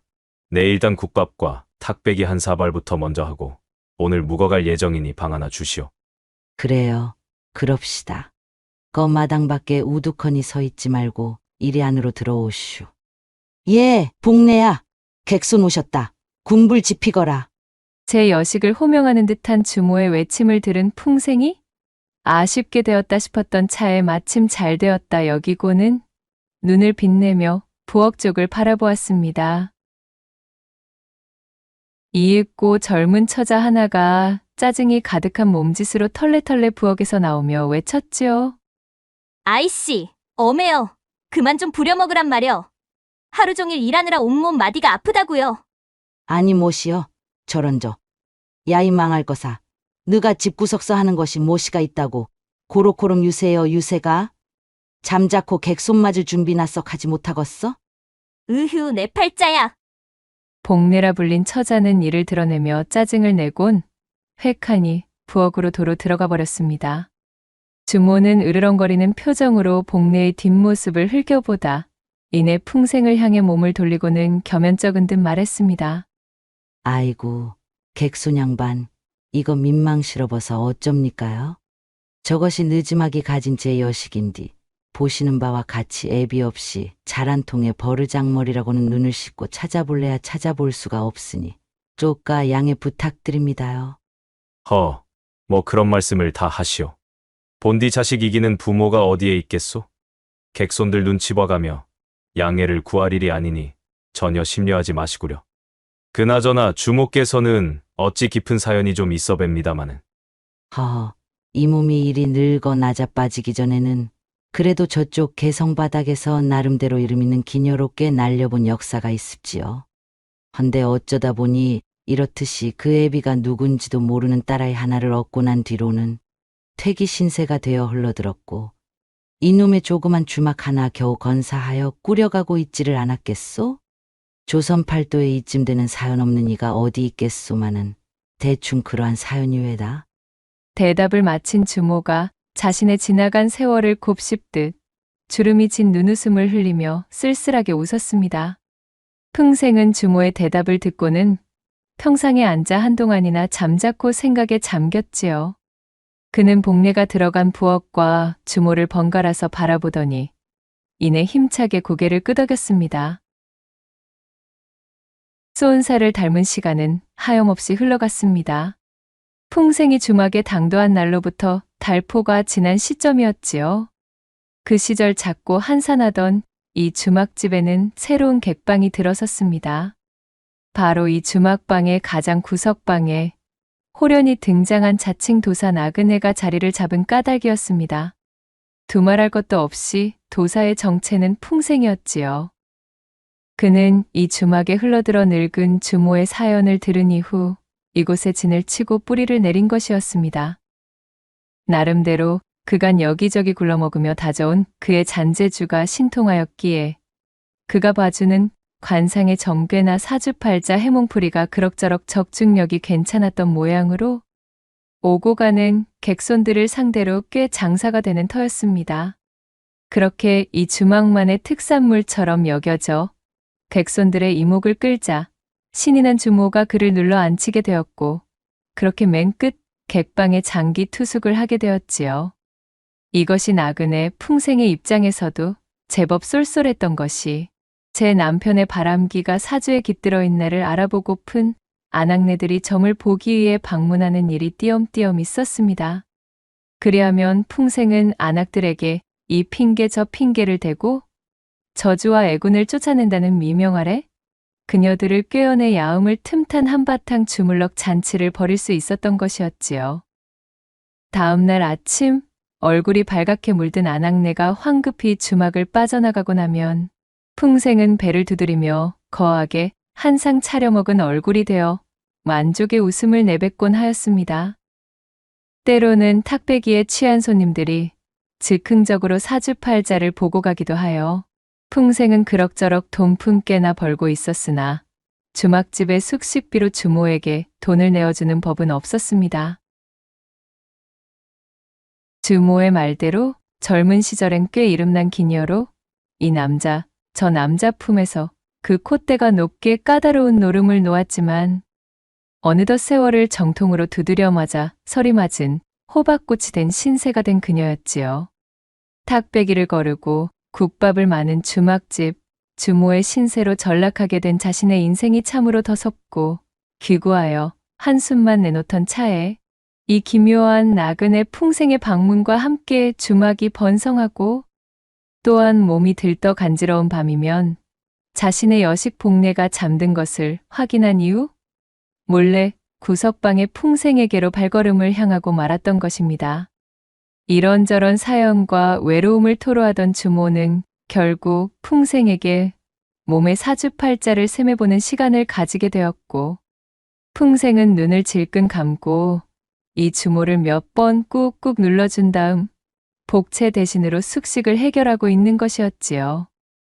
그렇게 여느 때와 다름없는 시간들이 지나고 주모의 무남동녀 외동딸 복례가 어느새 이윽고을의 총각과 혼산날을 받게 되었습니다. 딸아이만큼은 남부럽지 않게 시집을 보내고 싶었던 주모는 이런저런 혼수품들을 준비하기 위해 꼭두 새벽부터 분주하게 나룻배를 타고 강 건너의 대장터 고을 저작거리로 나선 터였습니다. 해가 중천에 걸린 점심나절, 주모의 딸 복례가 주모의 부탁에 따라 조촐한 점심상을 차려 풍생의 객방문을 두드렸습니다. 어휴, 귀찮아 죽겠네. 자요, 여기 밥이에요. 얼씨구, 점내야. 변함없이 쌀쌀맞기 그지없는 태도로구나. 어디 그래가지고 밥상이 엎어지겠느냐? 더 힘차게 내려놓아야지. 점례는 풍생을 처음 만난 날 이후로 한결같이 한겨울서리 같은 대바라진 태도를 보여왔지요. 그런 점례가 마치 내던지듯 방바닥에 밥을 올린 소반을 내려놓으며 귀찮아했고 그 퉁명스러운 모습을 본 풍생이 웃으며 농을 던졌습니다. 되도 않는 소리 마시고 먹고 나서 방문 밖에 상이나 빼두셔요. 자고 일어난 이불을 개며 정리하던 풍생을 향해 복례가 쏘아 붙였고 풍생은 기지개를 켜며 그녀에게 대답했습니다. 오냐, 알겠다. 내 그랴마. 그나저나 복례야, 너 시집갈 준비는 끝마쳤느냐? 혼산날이 코앞인데 설마 그 중요한 것을 안 해놨으려고. 무슨 소리여요? 시집갈 준비라니. 그딴 것이야. 지금 엄마가 분주하게 하고 있잖아요. 안 그래도 얼굴 한번 못 본 사내에게 시집가야 하는 판국이라 억장이 무너지는데 지금 누구 놀리시는 거예요? 복례가 눈에서 불꽃을 튀기며 한층 퉁명스럽게 답했습니다. 아이고, 이놈아. 내 어미가 열심인 것은 시집가며 가져갈 혼수품의 준비이고 내가 말하는 것은 다름 아닌 첫날 밤을 치를 유키에 대한 교육을 모두 이수하였느냐 하는 것이다. 벌레를 씹은 표정으로 으르렁대던 점례가 풍생의 말에 귀를 쫑긋 세우며 물었습니다. 호기심이 제대로 동한 듯 싶었지요. 뭐시라고요? 아니 대체 그것이 무엇인데요? 저는 난생 신부가 되기 위한 교육 중 그러한 과가 있다는 사실은 처음 듣는 이야기인걸요? 학문이라면 어디 서당이나 다니는 잘난 사내놈들 이야기이지 저 같은 계집에게 가당키나 한 말인가요? 내원 참, 아무리 급하게 치르는 혼사라고 하지만 그래 이 중요한 것조차 가르쳐주지 않았다는 말이더냐? 내 어미도 참 주막에 일만 바빴지 아주 맹한 구석이 있구나. 복례가 두 눈을 깜박거리며 고개를 갸웃거렸습니다.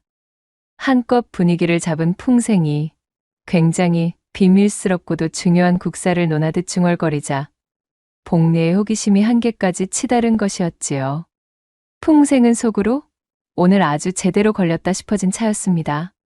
그는 조심스레 방문 밖으로 얼굴을 내밀어 주변을 두리번거리고는 아무도 없음이 확인되자 복례에게 손짓해 방 안으로 들어오라 이르는 것이었지요.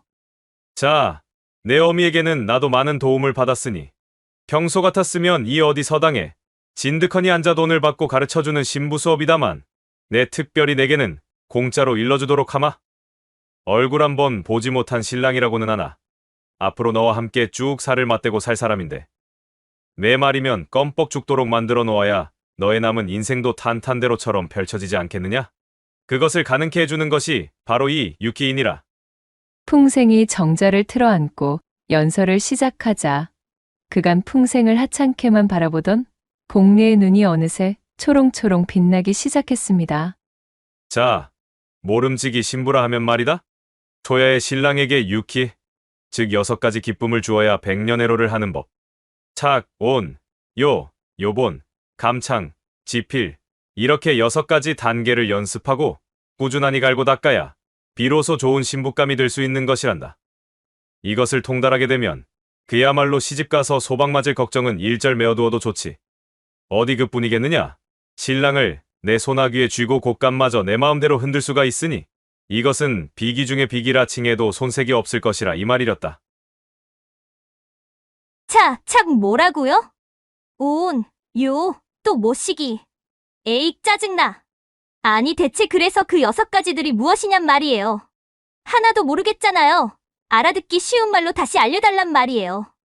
원 녀석도 참. 그러니까 그것이 우선 첫째로 자기라 함은 그러니까 이 사내의 대들보를. 한창 신이 나서 이리저리 사설을 읊던 풍생의 이야기에 귀를 쫑긋 세워 듣던 복례의 숨소리가 어쩐지 점점 더 가빠지고 있었습니다. 양 볼이 발그스름 익으며 올라오는 모습을 본 풍생이 이쯤 익었으면 되었다 싶어 이를 드러내고 웃으며 말했지요. 이거야 원. 백날 말로 하는 교육에는 모름지기 한계가 있는 법이로고.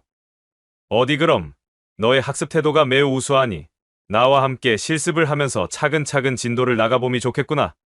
풍생이 방문을 굳게 걸어 잠그고 옷고름을 풀기 시작했습니다. 치마끈이 해제되는 사이 복례는 기다렸다는 듯 자신의 몸을 풍생에게 맡기고 말았어요. 그렇게 그녀는 풍생에게 깊숙하게 들어오는 가르침을 받으며 오후 늦게 주모가 돌아오기 전까지 각종 방종에 대한 기회를 몸소 터득하게 되었습니다. 그날 이후로도 주모가 혼례 준비로 출타했다 하면 복례는 어김없이 풍생의 객방으로 달려가 유키에 대한 거나한 실습을 받았습니다. 복례의 학구열이 어찌나 뛰어나고 그 배움의 깊이가 솔찬히도 깊던지 그녀의 볼은 제철을 맞은 봉숭아처럼 붉은 빛으로 물들어 헤어나오지를 못하는 것이었습니다. 이것이 차악이고, 또 이것은, 스승님, 제 말이 맞지요? 이 어찌 훌륭하지 아니할 수 없는 제자인가 그래? 참으로 그 소질이 뛰어나니 이 스승은 한없이 기쁘기 그지없구나. 자, 다음은 감창으로 유감없이 운우의 기쁨을 소리로 표현해보거라. 삐딱한 태도에 쌀쌀맞고 냉랭하던 불량 학동 복례는 어느덧 풍생이 마련한 유키 서당에 우수한 우등생이 되어 사내 하나 혼을 빼먹는 것은 누워서 떡 먹기인 훌륭한 인재로 성장하게 되었지요. 다음 달의 첫 분할, 마침내 복례는 연지곤지를 두르고 시집을 가게 되었습니다. 그리고 대망의 초야를 치르는 시간이 되었고, 복례는 그간 탄탄하게 교육받은 풍생의 유키론에 따라 그야말로 신랑을 철저하게 도륙내듯 찜쪄먹게 되었습니다.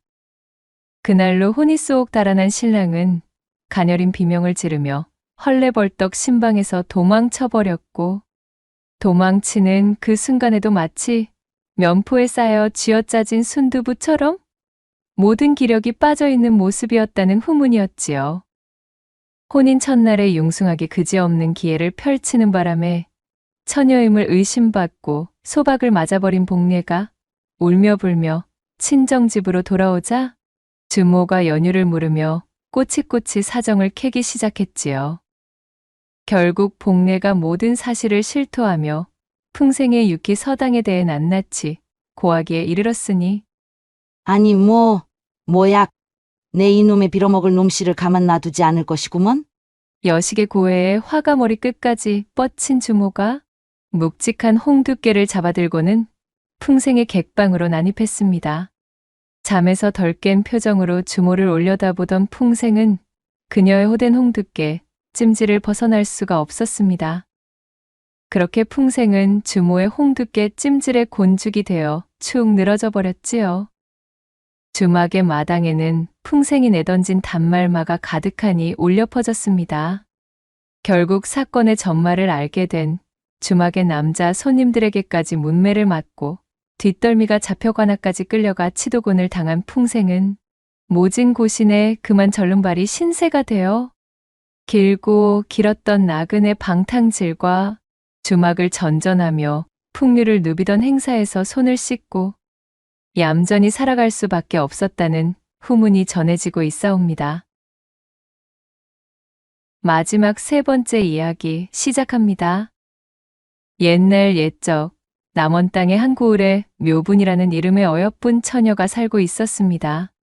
이 묘분은 참으로 어느 누가 보아도 미인이라 칭할 정도로 그 아름다움이 비범하였으니 이리 보나 저리 보나 모두의 칭찬을 달고 살아야 정상이겠으나 그 행실과 성품이 미모의 발끝도 따라가지 못하는 여인이었습니다. 요분아, 너는 대체 어쩌자고 그리 사고를 치고 다니는 것이냐? 동네 사람들 보기 창피해서 내 고개를 들 수가 없구나. 오늘도 한바탕 동네 사람들과 시시비비가 붙어 그녀를 찾아온 사람들에게 연신고개를 숙이며 사과하느라 진땀을 뺀 묘분의 어미가 묘분을 불러앉히고는 잔소리를 하고 있던 차였습니다. 어머니, 저 집 아들이 나를 좋다 하기에 내 잠시 장난삼아 데리고 논 것뿐이지. 그것이 어찌 저희 잘못이란 말입니까? 애초에 제 집 아들놈 정신머리가 글러먹은 것을 왜 저희 탓을 한다는 것인지요. 저는 잘못한 것이 없어요. 아이고, 이거사! 내일 모레 엮고 올 김간의 여식이랑 혼례를 치르기 위해 날짜까지 받아둔 예비 신랑이랑 그래. 야음을 벗삼아 물레방앗간에 들어가 서로 입을 맞춘 것이 그릇된 일이 아니란 말이더냐? 대관절 어인 연유로 그런 천인공노할 짓을 벌이는 게야? 도대체가 남 부끄럽지도 않느냐? 그러니까 그것이 어찌 저희 잘못만이겠습니까? 애초에 예비 신랑이 외간 여자의 미색에 빠져 한눈을 판 것이 잘못 아니겠어요? 제가 날 때부터 천하자색으로 빼어나게 태어난 것을 어찌 탓하겠냔 말이어요. 오히려 당당한 묘분의 태도에 그녀의 어미는 가슴을 치며 답답함을 토로할 수밖에 없었습니다. 한 핏줄이라고 하기에는 참으로 기묘한 것이 여식인 묘분의 행실과 성정이 이토록 엉망이었으나 묘분의 어미는 동네 사람들의 신임이 두터운 훌륭한 안악이었습니다. 항시 어려운 사람들을 외면치 않았으며 동네의 대소사에도 성실히 참여하여 마을 발전에도 항시 이바지하던 인물이었지요. 묘분이 어릴 적 일찍이 아비를 여의고 젊은 나이에 과부가 되었으나 하나뿐인 여식이 행여나 나쁜 길로 빠질 것을 우려한 묘분의 어미는 그녀를 올바로 키우기 위해 어려운 살림에도 단 한 번의 일탈조차 하지 않았지요. 어릴 적부터 오로지 이 묘분의 훈육에만 힘을 써왔던 세월이 십수년이었습니다. 그런 그녀의 극진함은 온 동네 사람들이 하나같이 입을 모아 칭찬에 맞이 않았던 시간이었지요. 그러나 그런 노력을 비웃기라도 하듯 어찌된 일인지 묘분의 행동은 그 하나하나가 마을 사람들의 공분을 사기에 부족함이 없는 것이었습니다. 이거사, 내가 지금까지 이토록 많은 사고를 치고도 어찌 무사할 수 있었는지 정녕 모르겠느냐? 그것은 저희 미모가 대신 대답을 할 수 있지 않을까요? 그것은 단지 이 어미가 그간 마을 사람들에게 쌓아둔 공덕 덕분이다 이 한심한 거사. 묘분이 네가 내 여식이 아니었다면 너는 벌써 진작에 멍석에 말려 마을 앞에 저 커다란 개암나무에 걸려 까치밥이 되었을 게야. 그랬습니다. 마을의 남정네들은 모두 이 묘분의 괴팍한 행실에도 그녀의 미모가 뛰어났기에 이를 여사로 여기며 웃고 넘겼지요. 그렇지만 마을 아낙네들의 서슬퍼런 분노에도 묘분이 멀쩡할 수 있었던 이유는 다름 아닌 묘분의 어미 기주댁이 그간 어질게 쌓아둔 은덕덕택이었습니다. 어휴, 참말로 기주댁 딸내미만 아니었으면 벌써 요절을 내도 단단히 냈을 터인데 그 착한 어미 얼굴에 똥칠을 해도 유분수지. 어찌 기주댁한테 저런 여식이 날 수가 있대 그래? 아이고, 누가 아니려? 묘분이 저놈의 지집에 어릴 때부터 기주댁이 그리도 훈육에 힘을 쓰면서 종아리가 부르트도록 혼줄을 내도 눈 하나 깜짝 안 하면서 버릇을 고치지 않더란 거 아니여? 이처럼 묘분의 행동거지는 그녀가 어린 시절부터 유명한 것이었습니다. 그 행실의 기묘함이 해가 바뀔 때마다 변덕이 끓는 통에 종잡을 수조차 없었는데 어느 해에는 도벽에 눈을 떠 옹고을을 돌아다니며 사람들의 물건들을 슬쩍 해대 뒷산에 묻어두질 않나? 또 어느 해는 거짓말로 입이 트여 옹고을 사람들에게 거짓말을 해대는 통에 이제는 콩으로 매주를 쏜다 해도 아무도 믿어주질 않을 지경이었지요. 그런 시간을 거쳐 장성한 지금에는 자신의 물오른 미모를 앞세워 온 마을의 남정네들 마음을 쥐고 흔들면서 불장난에 심취한 것이었습니다. 임자가 없는 총각만을 노렸다면 이야기가 또 달랐겠으나 묘분이 제 놀이객감으로 삼는 대상에는 노소와 혼인 여부를 가리지 않았으니 그것이 문제였습니다. 그간 기주댁의 얼굴을 봐서 참아주던 마을의 아낙네들은 묘분의 행실이 더 이상 참아줄 수 없는 지경에까지 이르자 결국 폭발하고 말았습니다. 사내들은 묘분의 미모에 정신을 차리지 못하여 그녀를 두둔하기 바빴으니 아낙네들끼리 합심하여 묘분을 관하에 고발하기로 마음먹은 것이었지요. 때마침 고을에는 처자식을 한양에 두고 홀로 신관 사또가 임지로 내려온 상태였습니다. 부임 초부터 반듯한 언행에 뇌물조차 멀리하는 성품을 가지고 있었으니 아래 것들에게 떨어지는 콩고물이 없다 하여 소문이 자자한 원님이었지요. 이번에 부임하신 사또라면 필시 저 묘분인연 행실을 엄히 꾸짖어 바로잡아 주실 것이요. 아, 물론이요. 싸게 가서 저곳의 만행을 샅샅이 구하자고.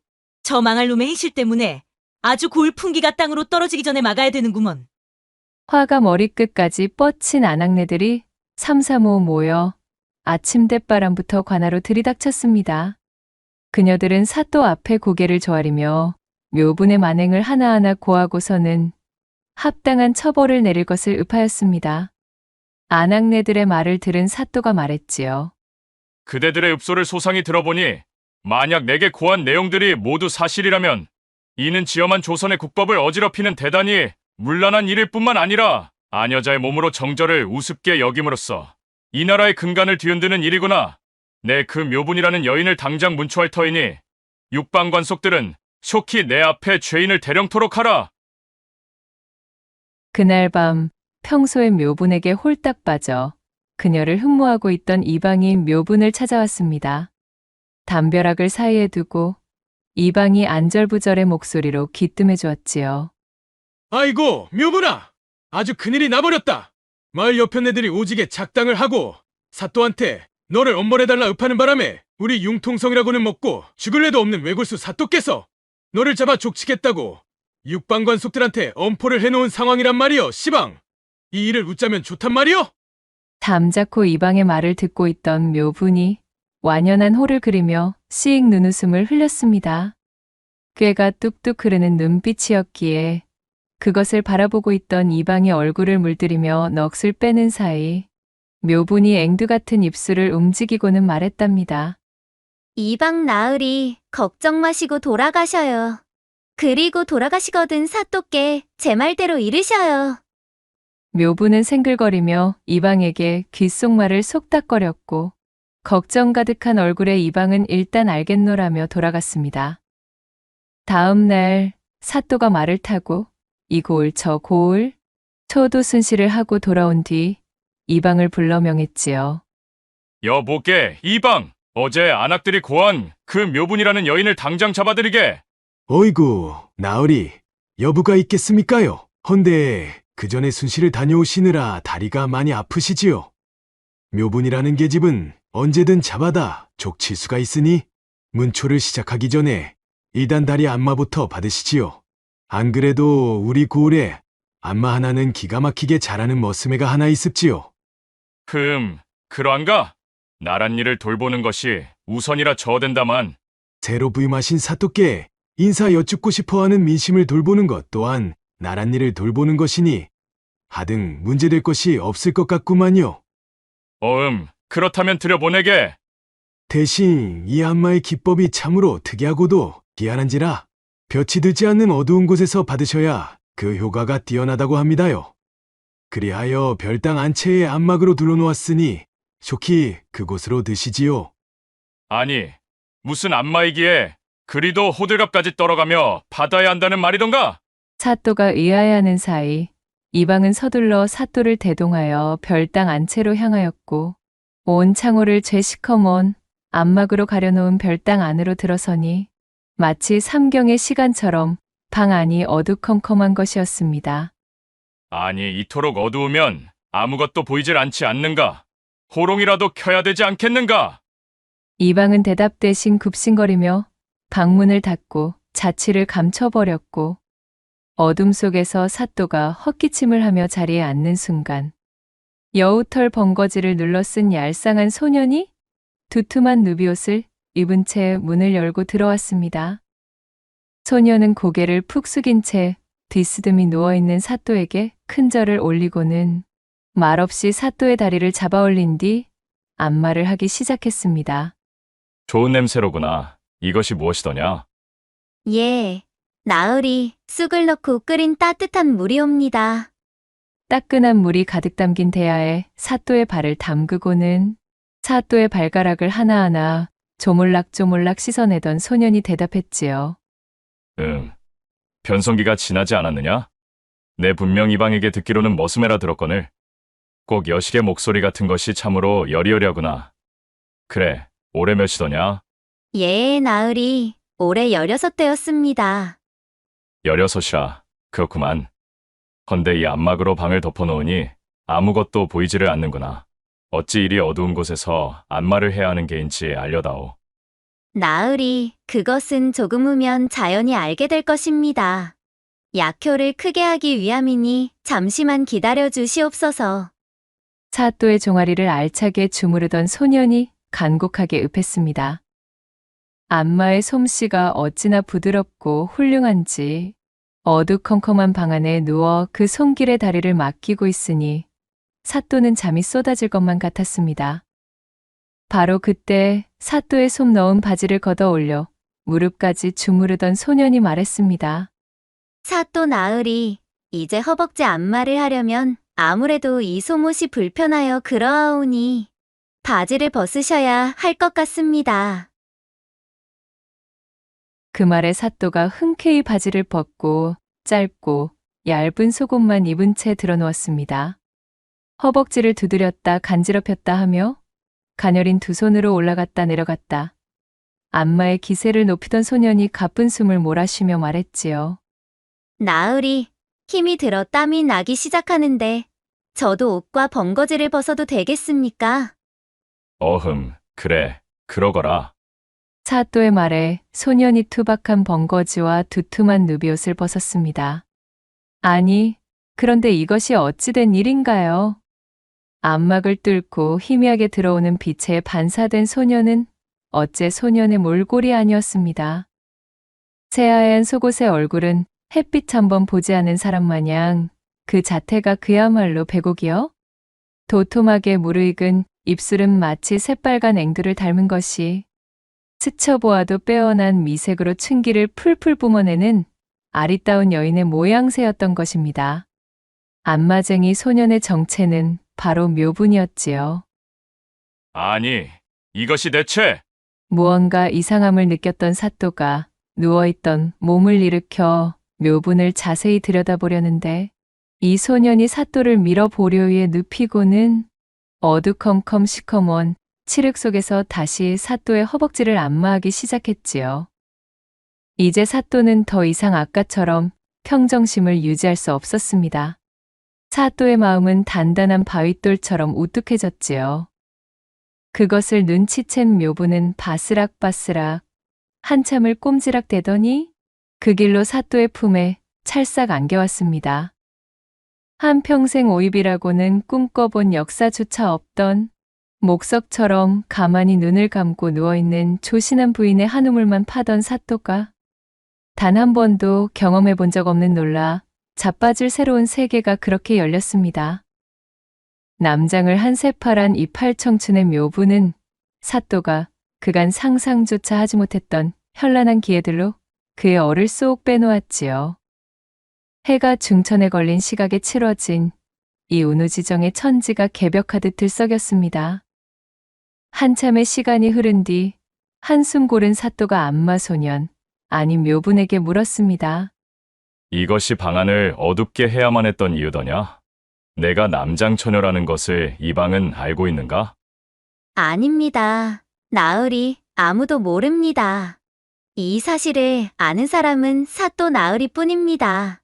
또한 안마 외 이것을 행한 사람도 오직 사또 나으리 뿐입니다.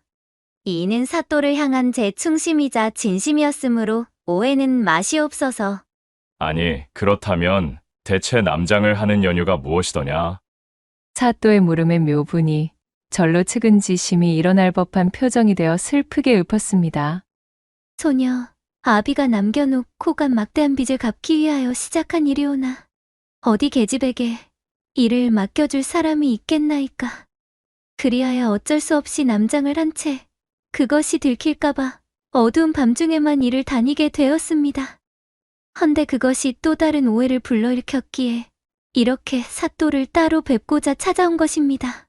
오해라니, 무슨 오해인가? 밤만 되면 저 집 처녀의 자취가 사라진다 오인하여 마을의 아낙네들에게 남부끄러운 오해를 받게 되었지요. 제 서방들이 허튼 짓을 하는 것과 아무런 상관도 없는 저를 엮어 물고 늘어지기 시작하였습니다.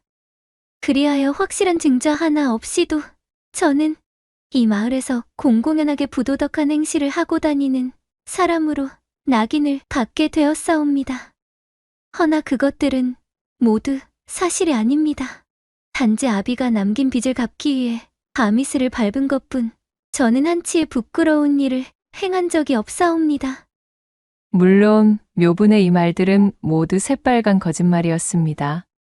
하지만 벌써 아름다운 묘분의 기에 온통 넋이 나가버린 사또에게는 구구절절 슬프고도 애절한 사연으로 다가오고 있었지요. 이런 경을 칠 일이 있는가? 마을의 모두가 작당하여 어린 한 여인을 괴롭히고 있다는 것이 내 이것들을 당장 모두 문초하여 마을의 기강을 바로 세우리라. 안 됩니다. 제발 나으리. 절대 아니 됩니다.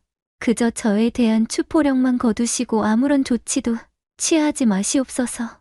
그리 되면 저와 제 어미는 이 마을에서 발붙이고 살 수가 없게 되옵니다. 사또께서 임기를 마치고 떠나시면 저희는 어찌 살란 말이십니까? 부디 모른 척 해주시옵소서. 그날 이후 매일 밤 사또의 방으로 묘분이 안마를 해주러 왔습니다. 사또는 하루도 남장 안마사, 아니 새빨간 거짓말로 사또를 속여 먹은 묘분을 보지 못하면 병이 날 지경이 되어 있었지요. 측은하고 불우하지만 그럼에도 힘을 내 일어서려는 소녀, 마을 모두의 핍박에도 굴하지 않는, 그럼에도 그들을 벌하지 말아달라 탄원하는 어질고 가여운 소녀.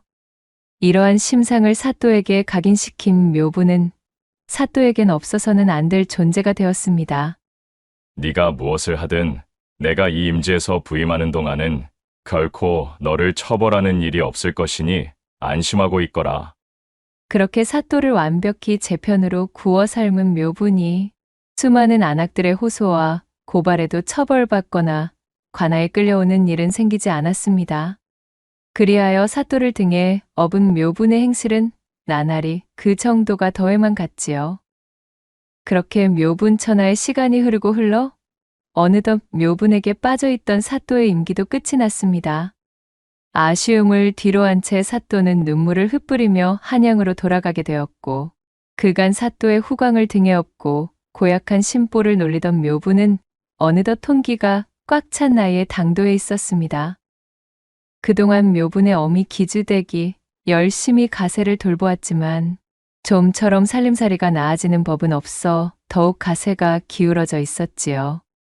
하물며 어미를 도와 살림을 돌봐야 마땅했던 묘분은 사또의 안마를 비롯하여 마을 여기저기를 쏘다니며 온종일 헛짓만 하고 다니느라 도통 집안의 일에는 관심을 두지 않았던 터였습니다. 뒤를 봐주던 사또도 물러났겠다. 별볼일 없어진 집안의 여식이겠다. 게다가 그 행실이 방정맞아? 그야말로 지조라고는 눈을 씻고 찾아보아도 없는 아녀자의 낙인까지 받았겠다. 일이 이 지경이 되었으니 제 아무리 미색이 출중하다 한들 홍기가 참 묘분을 정식 부인으로 데려가겠다는 집은 아무도 없었지요. 어휴, 내 팔자야. 하나뿐인 딸 자식 홀려올리는 꼴도 보지 못하고 죽게 생겼구나. 내가 전생에 무슨 죄를 지어 이런 꼴을 보게 되었누? 기주댁이 방구석에 앉아 가슴을 치며 신세한탄을 하고 있던 어느 날, 묘분보다 한 살 아래의 사내를 둔 집안에서 혼담이 찾아들었습니다. 시댁에서는 혼수 하나 가져오지 않아도 된다는 조건까지 내걸었으니 그야말로 기주댁은 눈이 번쩍 떠지는 것이었지요. 한 살 아래에다가 제치라니요. 저는 시집 한번 가지 않은 처녀인데 어찌 그런 사내에게 시집 가라는 것이에요. 내가 지금 이 마을에서 뜨신 밥 쉰 밥 가리게 생겼느냐? 온 동네 방네 소문이 나서 이웃 고을까지도 내 방정을 모르는 사람이 없다 이거사. 집안 형편이 기울어 혼수 마련할 돈도 없던 차에 혼례는 꿈도 꾸지 못하던 우리에게 그야말로 하늘이 주신 기회이거늘. 쉰소리 말고 썩 시집갈 준비나 해. 소박이라도 맞았다가는 내 손에 먼저 요절 날 테니 시댁에 깎듯이 굴고 알겠느냐? 제 어미 기주댁의 성화의 본전도 찾지 못한 묘분은 그렇게 입술을 대빨이나 내밀며 억지로 떠밀리듯 시집을 가게 되었습니다. 묘분이 이웃마을의 시댁으로 시집을 가고 보니 이미 이 댁의 첫 신부였던 여인이 시어머니의 혹독한 등살에 쫓겨났다는 것을 알게 되었습니다. 시어머니라는 사람은 마을에서 아주 그 성질이 고약하기로 소문이 파다하여 평판이 바닥을 치고 있는 못된 사람이었답니다. 시댁에서 쫓겨나면 어머니가 내 다리 몽둥이를 요절낸다 하였으니 소방만은 맞으면 아니 될 일이야. 게다가 그리 되면 영영 나는 제대로 된 혼사는 꿈도 꿀 수 없는 몸이 될 터이니 별 수 없구나. 그리 생각하고 각오를 다진 묘부는 왕년에 천방지축이던 제 성미를 모두 내다버렸습니다.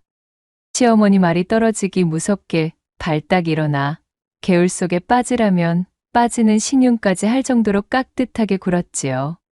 마치 시어머니 입속에 혀처럼 굴며 열성적으로 시집살이를 하기 시작했습니다.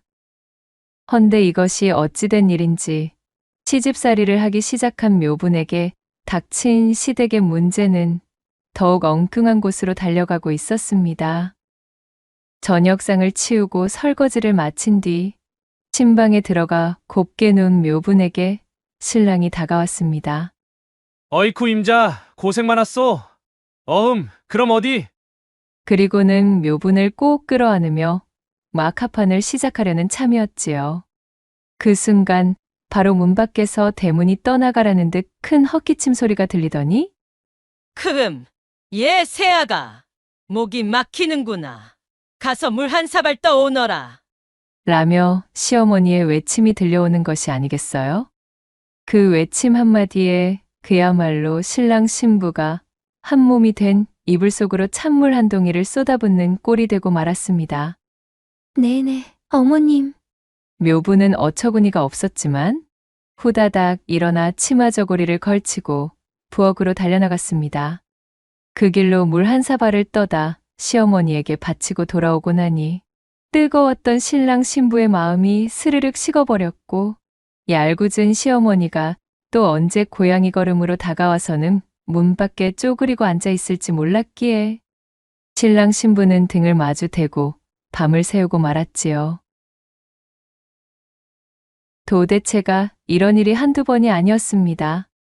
또 어느 날 밤에는 이 시어머니가 무려 자신의 베개를 들고서는 성큼성큼 신방으로 들어오는 것 아니겠어요? 어휴, 내가 저놈의 영감 코 고는 소리에 잠을 잘 수가 없구나. 라고 하면서 신랑과 신부 사이에 덥석 눕는 것이었습니다. 어이구, 금쪽 같은 내 새끼. 마압소사, 묘부는 제 눈을 의심했지요. 급기야 이 시어머니는 징그럽게도 신랑을 안고서는 잠을 청하는 것이었습니다. 아무리 품 안에 자식이기로서니 그래 다 큰 아들을 두고 이것이 대체 무슨 일인가요? 그뿐만이 아니었습니다. 어쩐 일로 며느리를 위해 준답시고 한약 12첩을 지어온 뒤 그것을 푹 꽈 다려주면서 하는 시어머니의 말이 가관이었습니다. 얘야, 보약을 먹을 때는 기운을 중히 여겨야 하기 때문에 절대로 합방을 하면 아니 된단다. 라는 말 같지도 않은 핑계와 함께 새색신 묘분이를 문간방에 따로 재우고 시어머니가 신방에서 아들과 함께 잠드는 것이었습니다. 세상에나, 나이가 몇인데 아직도 아들을 저리도 끔찍이 제품 안에 갓난아이처럼 여기며 징그럽게 구는 게야? 참으로 아들 사랑이 유난인 어미의 이야기를 들어만 보았지. 그것이 미래의 내 시어미가 될 줄은 꿈에도 몰랐네. 묘부는 서늘하게 식어있는 문간방에서 어이가 없어진 얼굴로 중얼거렸지요. 그러던 어느 날이었습니다. 묘분이 우물가에서 온종일 빨래를 하고 돌아오는 길이었어요. 부엌에서 이어진 굴뚝이 기세 좋게 연기를 뿜고 있기에 묘분이 들어가 보니 세상에나 마상에나 가마솥에 물을 데워서는 홀랑 날것이 된 신랑을 시어미가 씻기고 있는 것이었습니다. 참으로 기가 막힐 일이 아닐 수가 없었던 묘부는 신랑의 첫 섹시가 곧다리 싸들고 제 발로 도망간 연유를 드디어 알 수가 있었지요. 하지만 왕년에 한가닥 거나하게 하던 이 당차고 강단 있는 묘분이는 첫 섹시와는 달라도 너무 다른 종자였습니다. 내 참으로 참다 도저히 못 참겠다. 이 꼬라지를 더 이상 두고 볼 수만은 없는 노릇이로구나. 세상 천지에 해도 저 나이를 처먹은 신랑을 그래.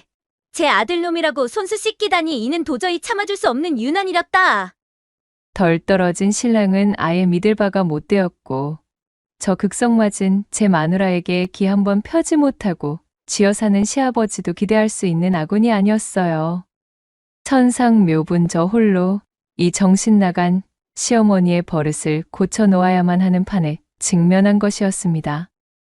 그날 이후로 이 시어머니가 신방에 들어와 신랑과 신부 사이를 파고 들어오면 묘부는 군말 없이 자신의 베개를 집어들고는 그 길로 큰 한방에 냅다 들어가 버렸습니다. 그리고는 당당히 자신의 시아버지 옆에 벌러덩 누워버렸지요. 제 아들과 시시덕대다 새벽녘이 되어서야 안방에 돌아온 시어머니가 눈을 커다랗게 흡뜨고 어처구니가 없어 했습니다. 아니 시상에 도대체 이런 일이. 얘야 넌 대체 내 시아비 옆자리에서 이게 무슨 꼴싸나운 추태이냐. 시어머니가 일갈하며 성을 내자 묘분이는 빙그레 웃으며 대답했습니다. 어머나, 어머님. 세상에 이런 일은 이곳 말고 신방에서 있었던 것을 말씀하시는 것인가요? 대바라진 묘분의 말에 시부부는 말문이 막히고 기가 차는 것이었습니다. 바로 그날부터 묘분은 저녁상을 치우고 신방에 들어가면 문을 단단히 걸어 잠그고선 이불에서 솜을 떼어내 신랑의 귓구멍까지 틀어막았습니다. 그리고는 들으라는 듯 방구들이 꺼질세라 요란한 온우의 정을 나누었지요. 시어머니가 애타는 목소리로 문 밖에서 불러도 대답 따위 하지 않았습니다. 대답 대신 천지가 요동치는 거나 뇌성병력의 음성만을 내던져주자 시어머니의 얼굴이 보기 좋게 불그락푸르락 꽤나 볼만하게 변하는 것이었답니다. 또 다른 어느 날 묘분이가 빨래를 한 짐 해치우고 집으로 돌아왔습니다. 시어머니라는 작자가 또 부엌에서 아들을 목욕시켜주고 있었지요. 묘부는 당장에 뛰쳐들어가 목간통 물을 부엌 바닥에 쏟아붓고는 옆에 놓여있던 큼지막한 솥주걱으로 벌거벗은 신랑의 등을 찰지게 후려주었습니다. 신랑은 병든 닭마냥 꼼짝도 못하며 도망쳤고 묘부는 씩씩거리며 시어머니를 쏘아보더니 그날은 아예 저녁밥을 지을 생각조차 하지 않고 방 안에 들어가 버렸습니다. 시어머니가 노기가 뻗친 얼굴을 한 채 내 인연 당장 보따리 싸서 나가거라. 하며 서슬퍼렇게 소리치며 악다구니를 놓았지만 묘부는 콧방귀를 끼며 대꾸조차 하지 않았답니다. 호되게 무시당한 시어머니는 벌겋게 달아오른 얼굴이 되어 그날 이후로 동네방네 바깥으로 쏘다니며 며느리 욕을 해대었지요. 허나 그간 그녀에게 시달릴 대로 시달렸던 동네 사람들이 어디 호응을 해줄 리가요. 시어머니에게 돌아오는 반응은 그야말로 냉담하기만 했습니다. 어휴, 저런 저 화상 같은 못된 여편네. 그렇게 악다구니를 놓고 하나 쫓아냈으면 됐지. 그 생글거리면서 또랑또랑한 새며느리마저 또 쫓아내려고 저 야단이라니? 에잉, 쯧쯧. 지 아들만 품에 감싸고 살 여편네가 그래 누구 잡으려고 괜히 며느리는 또 들이고 법석이람?